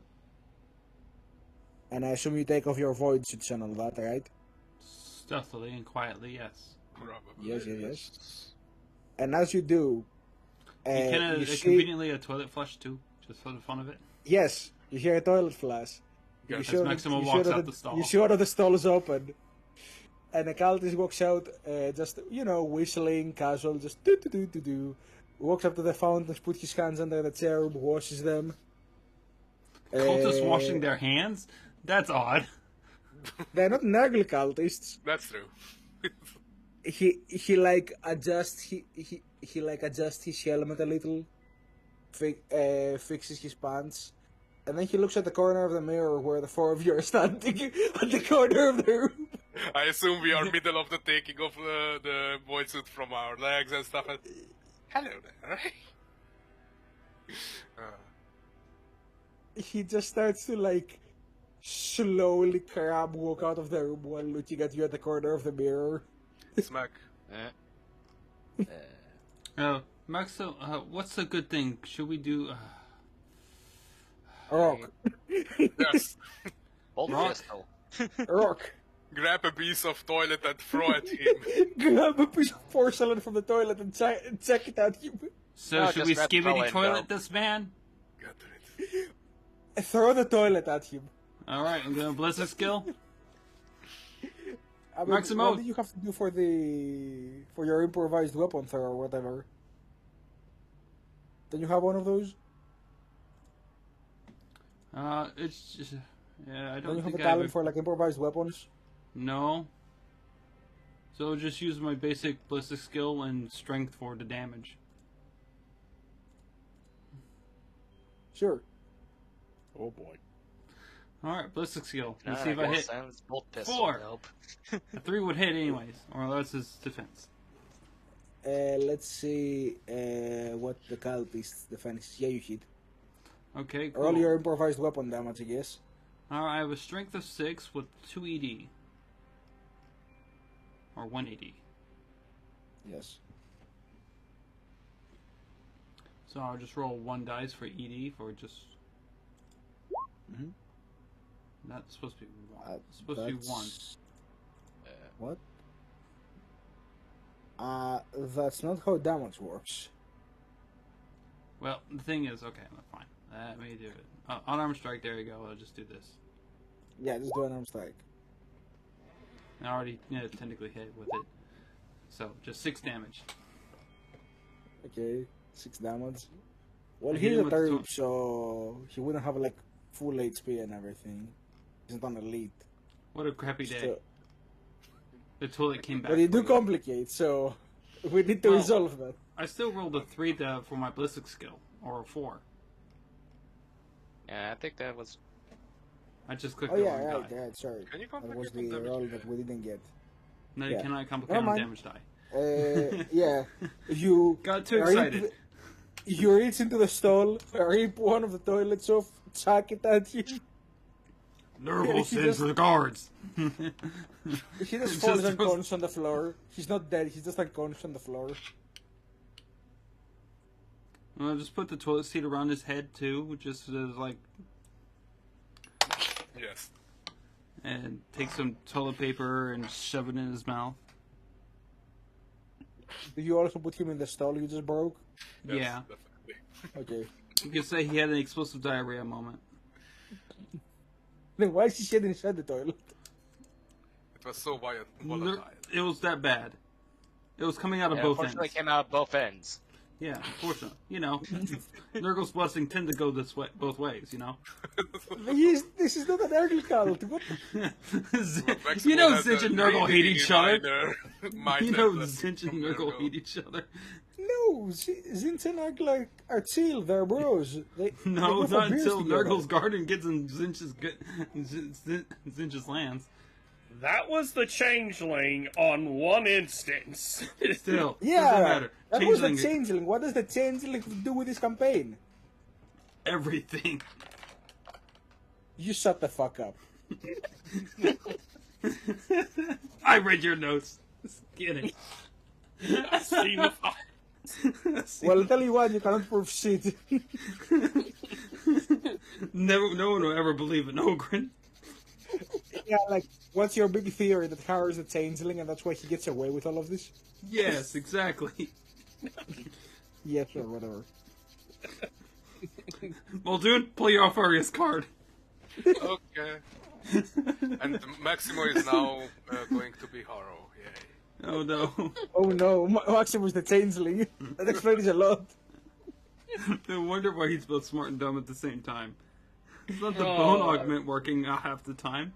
So you ass out of the toilets and orient yourselves all the way to the room that the other guys went to. Right? Mm-hmm. Okay. Yeah, you managed to get there without being spotted by cultists. I assume you're moving stealthily.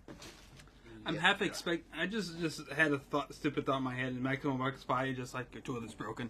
Walks by, and disappears. The passive awareness of a cultist is 2, so all of you are able to like sneak past the ones who are just hanging out in the corridors. I mean, it's dark. A lot of this area is dimly lit. There's like some lights, but not necessarily where you are. Maximo on his tippy toes. We are hunting for heretics. Shh. And you reach a room that is essentially in the core at the ends of one of the corridors and down a short staircase. And when I say short, I mean like 2 meters across it, like very short staircase, and there's a double door at the end of it. Mm-hmm. And you can see this like inside one of the spires. And you guys are free to enter in. It appears to have been unlocked. There's the key is still on the door. Open it stealthily. Looking stealthily. Stealthily.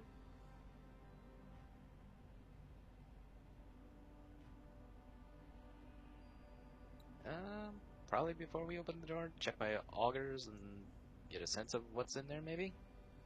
The ogres. Yeah, whatever.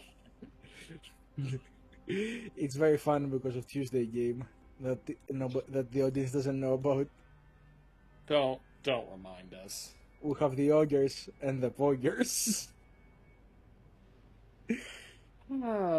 And then you had the Helldiver session yesterday that So- almost ended in disaster. Auspex reveals there's a lot inside there. Lovely. Like, a lot. Hmm.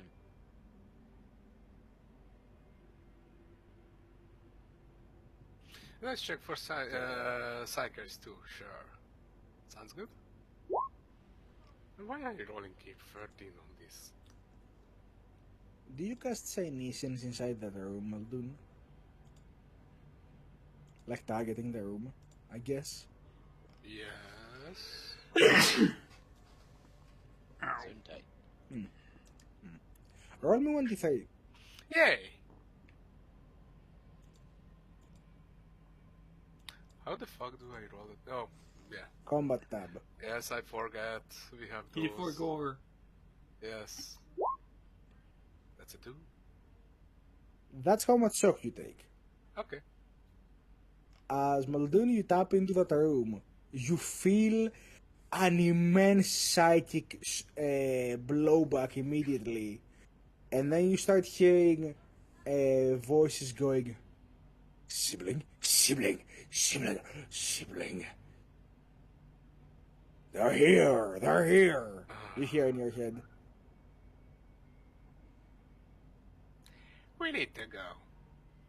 It's less like that and more like an incessant babbling. Yeah. Like birds. Kinda, yeah. I guess.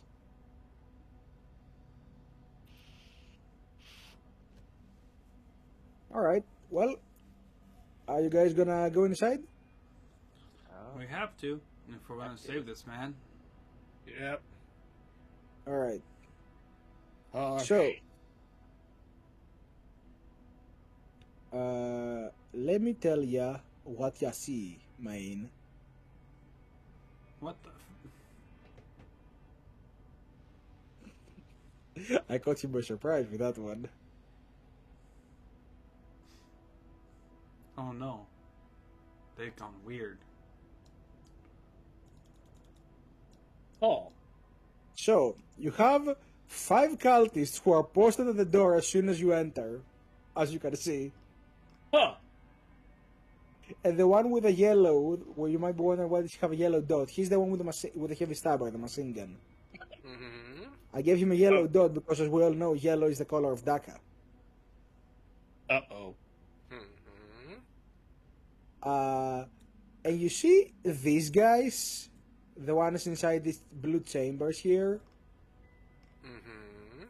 I'm gonna post an artwork of what is actually inside the chambers and what these are representing, and you tell me if that seems familiar. No. He hasn't even posted it yet. Ah. Oh, no. Oh, Yeah, no. you see essentially what appears to be a cultist whose body has gone completely limp inside some sort of liquid in the vat. Attached, and there's tubes running out of his wrists into this floating head that appears to be swiveling around, sparking with psychic power from within the vat. Something about a mind witch? Yes. Mind witch this terrible joke here. And you see the guy inside the cage is your target, but he's unconscious. And this guy, who is the champion, turns around and goes, "It seems we're being tested, brothers. Attack!" I think it's time for initiative. Initiative. If we have one. I rolled a 2. Well, you're not rolling initiative. Well, you said initiative. I hate you. So, these are all troops, technically speaking. So we're gonna have to tackle this in a new and fun way. These are people. Hey, Muldoon, I know it Yeah? may look promising, but maybe let's cut down on the AoE a little here, right, little buddy? Cut down on what? The AoE. Fuck. This is So, a no frag precision bombs? mission. No frag bombs. No cracks, no frags, what else? Well, cracks are fine. Cracks are fine because they only have a radius of 4. Walton beam? You know what? I'm gonna let you guys do what you do. And if next time we play, I have to be like, and they killed the guy they were sent here for. That's up to you. He's not The going guy to is die. here. He's protected Yeah, by a but- cage. At least it's a cover save of flat Yes. plus. Bullets If any are. funny boo-ha happens, though, Yeah. He has a cover They save of can't- flat plus. bad. The cage is not a magic barrier away from reality. It's just a metal cage. He'll be fine. He'll block some bullets. I think the ironic. He's already thing prone, so he gets disadvantage on the disadvantage on ranged attacks, anyways. I So think the funny thing is like me trying to be serious. The fact we're having these conversations so haphazardly is just making me break characters too much. are they? It's like, are- yeah, they're totally not gonna blow it up. Oh, dude, get the new credit. Oh, lovely music. Not this. Not this. Not this. We're gonna do a little.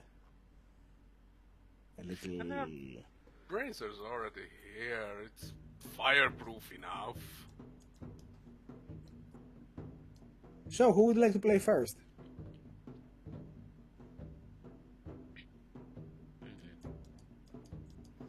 well, I guess it's a it- spooky robot. spooky robot. If no one takes it, Maxima will. Text stuff on these guys? Oh.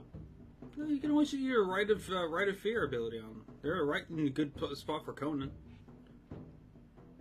What's your cone distance again with your right of fear? I think it's 15 10 meters. meters long, 3 meters wide. Is that? Oh.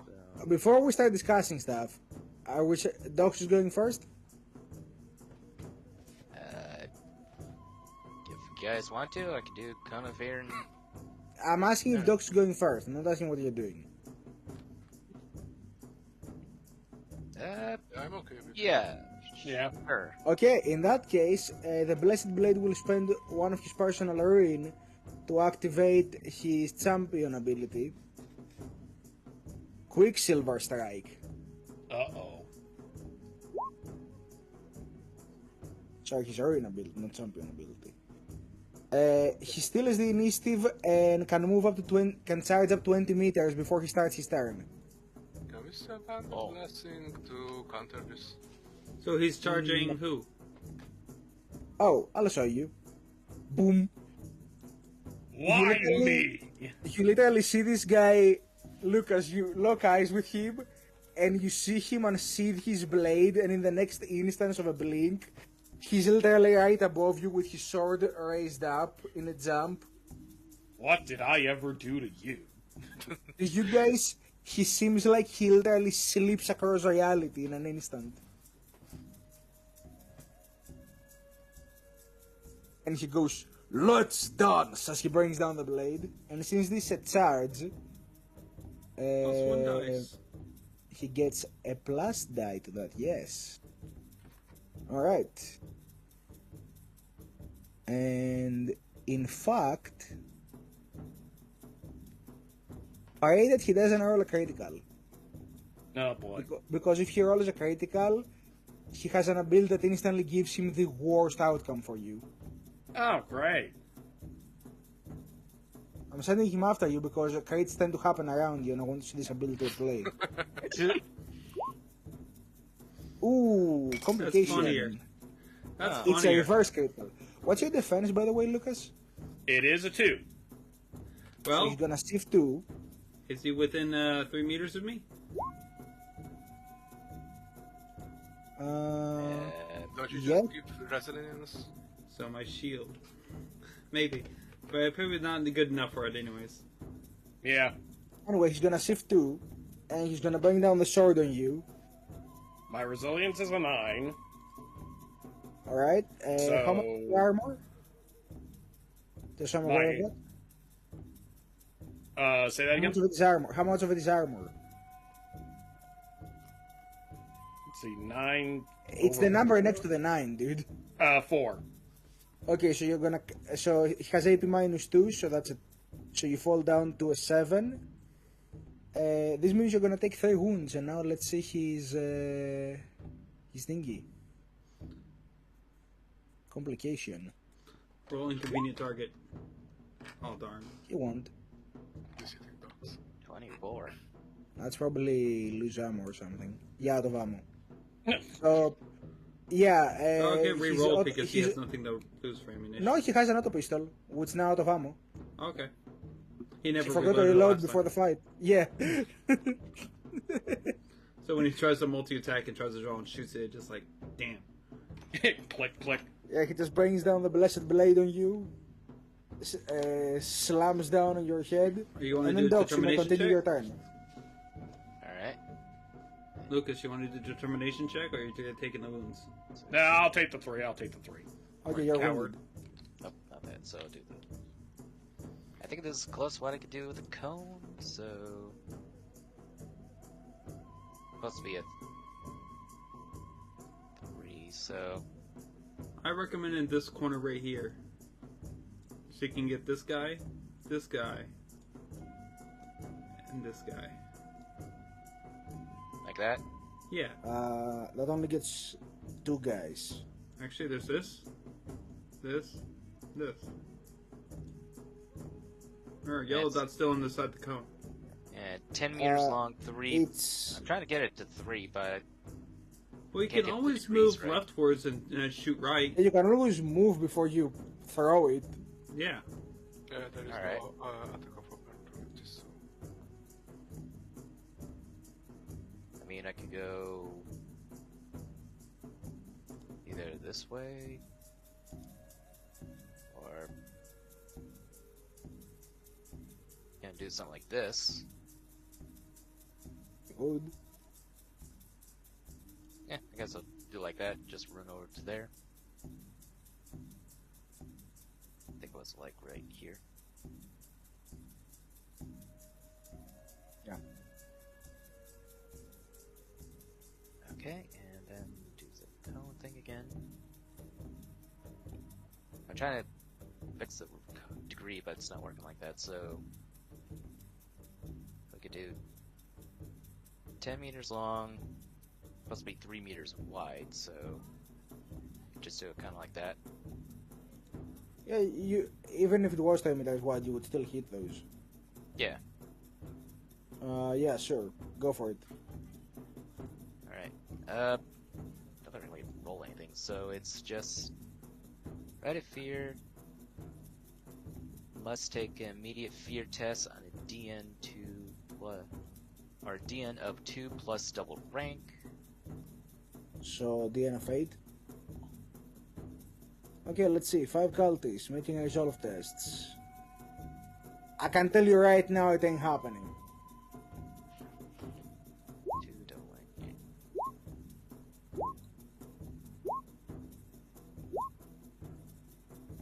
Told you. It ain't happening. One of them looks like they What? passed. A DN 8? Oh, never mind. The guy got crit there, but no, it didn't work out. You can always spend a 3. ruin point to make them auto immune to fear for one moment. That cultist didn't give a shit. Okay, he's a scared. Okay, They exist to die. good. The source of the fear. They're gonna have penalties. Eh. I can counteract it. Alright, so. I think that would turn then, since that's a combat action. Yeah. Alright, so. By the way, I gained 2 ruin because a cultist rolled a critical. Good for you. I love these guys. Little ruin machines. So always have a alright, secret so space marine on the board. after dogs, it's gonna be mind witch. And we're gonna do them clockwise starting from this one, so this will be the first mind witch to go. Let's see here. This mind witch will target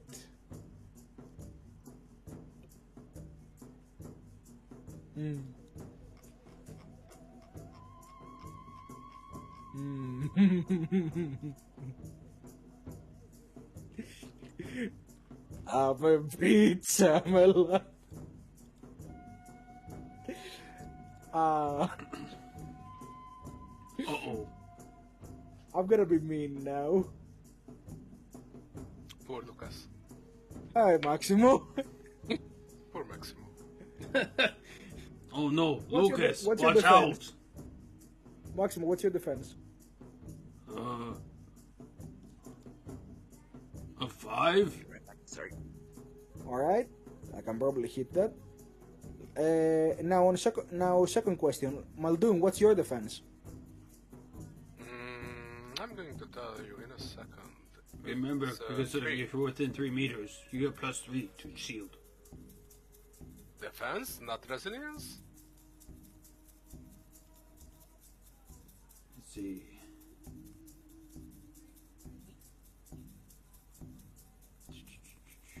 It's one or the other. Just clarify which one. Let me see.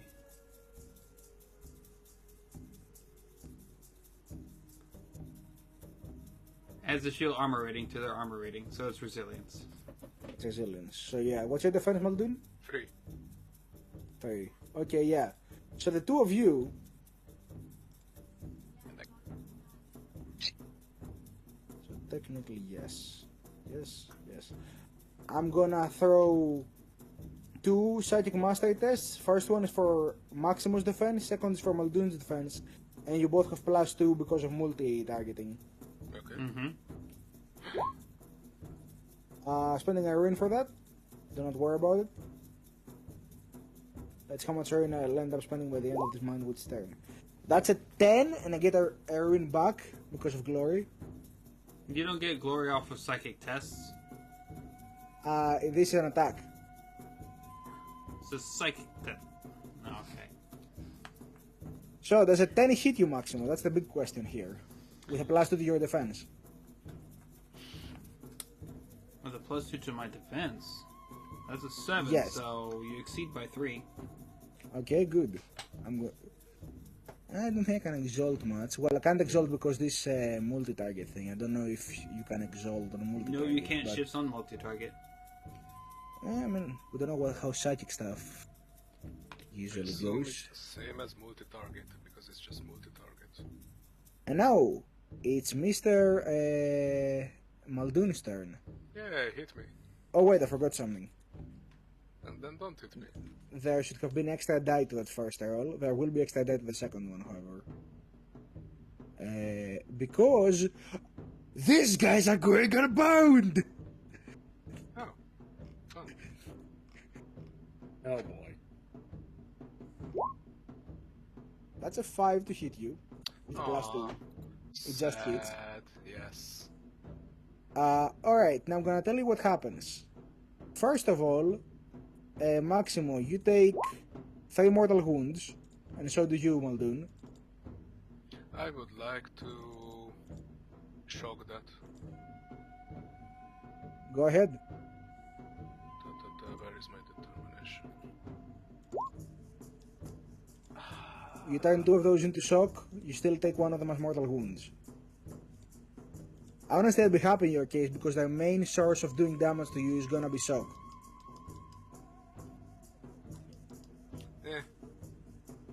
I just didn't want to get wounded. Alright?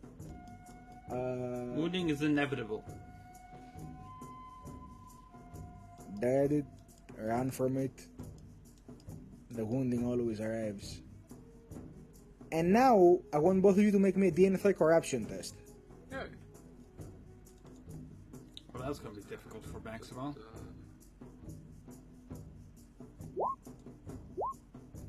Yeah, Are you fail. ready?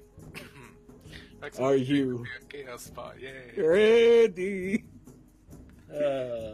Transformation Central. Transmogrification Central. How I many? feel like I may need to use my card in this situation. Go ahead, no, I let him die. got a dodge there. How much wounds does the Mind Witch have? Not many. Like 3 mortal wounds? Not many. So they can easily die? Not many. Good. Good. Are you okay? Not many. The beast Maximo's dropping his turn head. next. So let's see here.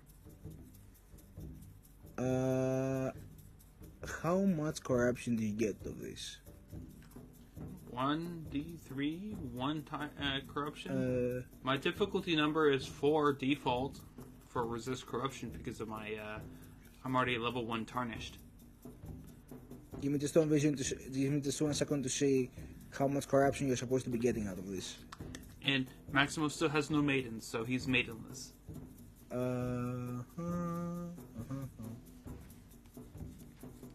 I mean, it doesn't mention a value, so I'd say you add +1 because this will start adding up soon. So Muldoon, you managed to resist the corruption. Maximum, you increase your corruption by 1. I'm starting to get fatter again. Oh no, not the fake Maximo. I can't Go on, stealth. These chunky guards are. again. I'm. The clap. Like, just keep alerting the guards. My mud flaps. Alright, who's going to go next? I think Maximo would. That's a bright plan, however. I will intercept with Mind Witch. What if I intercept with a glory point? You can, and that would stop me. Yes. If everyone's okay with that. Sure, yeah. Good. Alright, Because Maximo wants to do multi-target on 2 Mind Witches. go for it. This one and this one. Not the same. Alright, If he can't have line of sight, he'll go for this one, then this one. go for it. I will say, due to the nature of them being in the vat tanks, their resilience is increased beyond the norm. Okay. Not by a lot, but beyond the norm. Alright, heavy bolter. I will sacrifice my movement to add aim. Alright, I believe these two are within 18 meters, right? yeah, Yep, so I get short range bonus. yes. Don't And forget. I am going to salvo for additional +3. Uh-oh. Okay. So multi-target both in 2, so it's going to be increased difficulty of both of I them. will say that hitting them while they're inside those things counts as hitting them through full cover to explain what the bonus I'm giving them, Full cover is just +2 defense. and +2 resilience because you're shooting through it. Yeah. So Alright, yeah, keep that in mind. here we go. First target on the right, Okay, go for it. 7 to complication. And target on the I left, will hit. That will also hit. Nice. okay.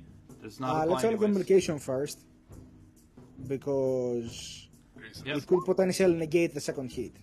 Yeah, Out out of of him. ammo. So No, I so waste 2 ammunition this one. no. You don't do the second hit. You waste 1 ammo. I think I can use my card to help up with Maximo at this one, maybe. If you can get him out of the situation, go for it.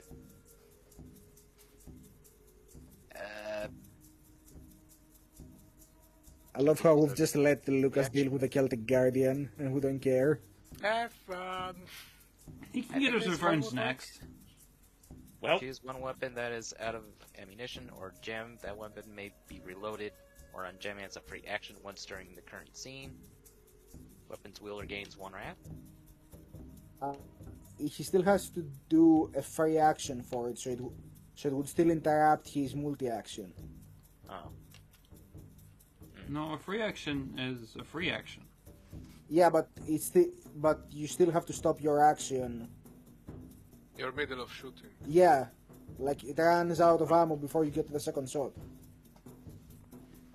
Okay, so I'll just get the first time in, which All right, roll for do damage, and then you can reload it as a simple action. and since only And one box attack was- gone across, can I shift? Sure. Guess And I'll how many- throw my Oh, card You can out. I can shift? shift. Oh, you actually hold on. If it's +2 from shooting through cover, then you can't shift. So it's just I needed a 7 to hit him, or at You least need a a 6 6. to hit them. Okay. Yeah. So I get just short range bonus due to my heavy bolter. Yep. You will probably shred through him anyway, but go for it. Yep, 19. As 19 expected. damage. Yeah, that's enough to destroy the Mind Witch. Yeah, mind which mind? Yeah, that's enough. The 19 is enough. I don't have to do math. All right then. So I You just so I used up my card. So I toss it No, out, you don't have to or- use your card. You can just use a simple action now. Oh, okay. Yeah, but I have to use my selection reload and. Alright, so that's one Mind Witch gone. There goes one Mind Goblin.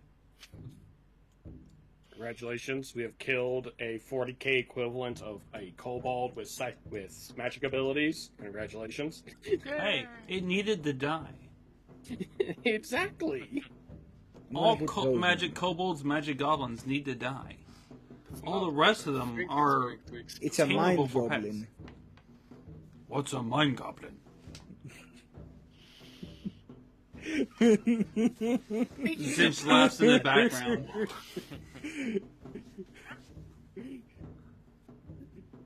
This is both Zinch and Slanesh if you think about it.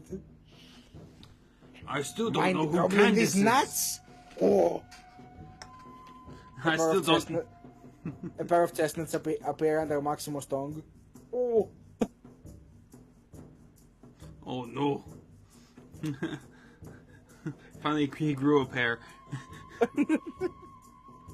Alright, is it your turn? Yeah, that'll be unfortunately my turn. I used spend bonus section to reload. Alright, Mind Witch number 2.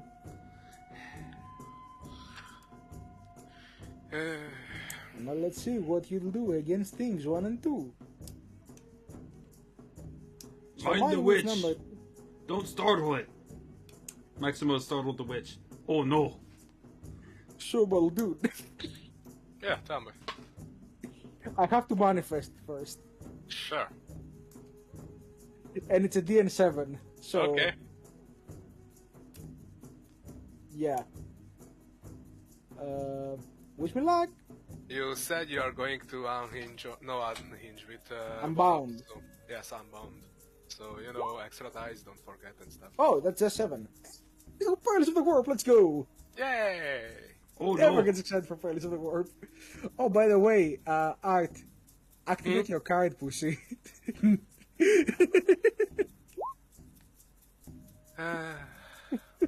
You want me to activate my card? Do I want to stop? I'm just You saying, want me- there's multiple psychics in the scene. Do it, pussy.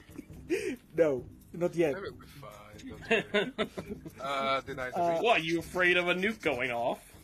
Hold on, before you deny the witch, let's find out what the Pearls of the Warp are before we conclude the session for this week. Sure, that is We're gonna do this Mind Witch's turn, and I think we can leave it on a good cliffhanger. Let's see, what they roll again? 43. 43. Oh no. Uh-oh. Alright, let's leave it All at that. creatures cliffhanger within for now. 15 meters of you suffer from a ringing in their ears and taste the bitterness of iron in their mouth. During the next round, all melee attacks get +1 ED, and everyone is compelled to fight in melee. Fantastic! Yeah, this witch sends out this psychic wave, and you feel something kind of oppress over it, and then you all start hearing a voice in your head going, "Blood for the blood god! Blood for the blood god!" Yes, I'm not going to deny Well. that. And you can deny the witch the power. This is the Pearls of the Warp. Yeah. You can still deny the witch the power. Nah, it's okay. Okay, then you're gonna now see the power. It's called Dark Flame. Yay. Do you know what it does? No. Alright, let's begin. It's a The dark power flame. affects all creatures in a 6-meter radius from a point in range. So...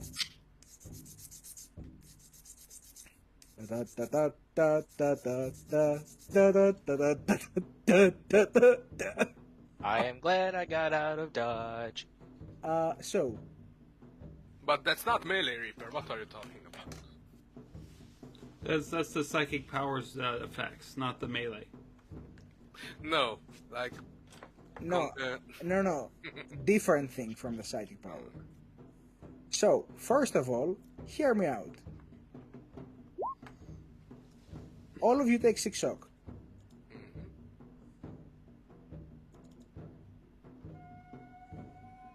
Well, Maximo's exhausted. Yeah, so are the cultists. In fact, the cultists would take 2 mortal wounds each, so the cultists, the normal cultists outright die. Good thing I ignored them. Oh, wait for it, that's not the end. We ain't over yet. And you know, since the Mind Witches are also compelled to fight too, because they're within 15 meters of the caster. They don't have any ability for melee. They can headbutt. No, they literally don't have any ability for melee. Too bad, then they are not doing anything. It's not. No. It's not the creature connected to them that's the creature. It's the head. Yeah, And the their head. whole thing is they summon can psychic bite. powers constantly. They can bite. You can say that, but the rules tell me otherwise. That was a lie. And the Blessed Blade takes 4 mortal wounds because of this. That's good. Haha! Nerd. He's almost dead. Yeah. Oh my god. Nerd. Nice. Okay. Friendly fire. Yeah, he literally falls to a knee, gripping his head, as do the rest of you, because you all take 6 shock, except for dogs. Wait, we all take 6 shock. Yes. Yeah. Your very soul is being saved. Okay, I am out of shock. You're exhausted too. Congratulations. Do you go beyond your max shock? That's the big question Yes. here. You take what's left in mortal wounds. And now, I want everyone to make me a DN5 toughness test from those that survived that.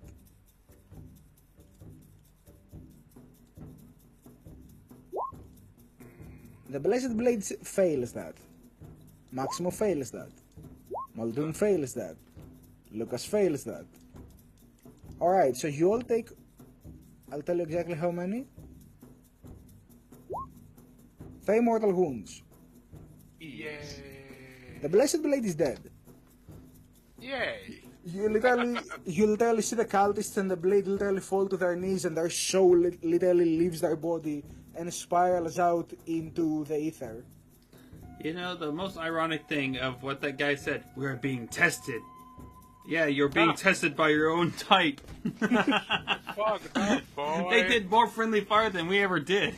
I killed one Mind Witch and all the rest is falling apart. Yeah, and at this point I'd like to point out that these guys did not care if they were hitting their own. So maybe you want to deal with them fast, because these guys are just lunatics. Yeah, so Lucas, you're next. Actually, I gotta head to work. after this insane turn, these were gonna leave our session, I'm afraid. Boo. Okay. Yeah. I'm just going to drop Yeah, that. I was gonna say, it's like, are we getting close to time already? Yeah. We kind So, of went over a little bit. after but hey, Christmas or who's so. counting? Alright then. Yeah, and we're going into a very big, a very big. See you next time. In 2 weeks, we're gonna find out if the boys will survive the witches. Yes. Very good question. I'll We're gonna make sure I save bring this the mail. guy. He'll be saved. He'll be saved. He'll be saved. I'm also putting a thing for next session so we know when, who's going next time. Yep. But yeah, This you guys case might. is gonna be me. But yeah, you guys might want to spread out and deal with this, because a couple more solo survivors and I think we might be looking at a very bad situation. Was Yeah. this the other one who cast the thing? Yes. And the other 2 are didn't. Yes. Yeah, the they're- team Okay, of- easy peasy. These guys next. Just Well next, done, next time, Lucas is going to do multi-shot, kill all 3. All right, now real quick. Let's see ourselves out of here. Okay. People, go. Let Lucas go first because he has to bail. Yep. Yes. This has been Art of War, voicing Lucas. Next time, I am going to shoot someone in the face. Guaranteed. Maximo covers his face. No. And there he goes. Maximo. Coward. I mean, friend, go to work. Anyways, my name is Maximo, Maximilian Vestroyes, or Vestroyes Maximilian. I am Ogren, but also played as Big Mek Plays, which I failed to say at first, but doesn't matter. This is fun. I am the host, and I'm the most. Tune in next week. If you say his name 3 times, he appears on your toilet. Maximo, the bane of all toilets. Maxidus. So he is the bringer of the breads, the destroyer of toilets, and ruiner of jokes. What's worse he can do? King of dead Muldoon? jokes. Well, I was Crazy Pet, I was giving the voice of Muldoon, and yay! I have that EP. Well, but at least they are going to be dying soon, so, you know, fun. Yeah, Are they? mines are terrifying. Ah, okay. They're like mind goblins, but worse. They're mind They're witches. like psychers, but good. Sackers, I don't care if their friends are nearby. I don't care about Psychers, that. but with no care for friendly fire. Psychers, but from the Helldiver program. Psychers, but normal. Dogs. Yeah. I'm Dr. Lumoon. I played Docs 404, and yeah, I'm glad I ran away from the group. Also, melee is going to be kind of interesting. Oh yeah, melee time. Yeah. And I have been Sarah_Reaper, your DM for this situation, and the rest of this campaign so far, and probably the rest of the campaign to come. I hope all goes well. I hope they manage to rescue the target. Don't know if they manage it, if they will manage it. They will probably kill him themselves. But I'll see you next time. And maybe, just maybe, there will be a little extra surprise.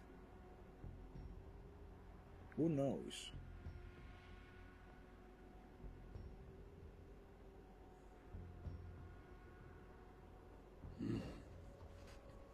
All right.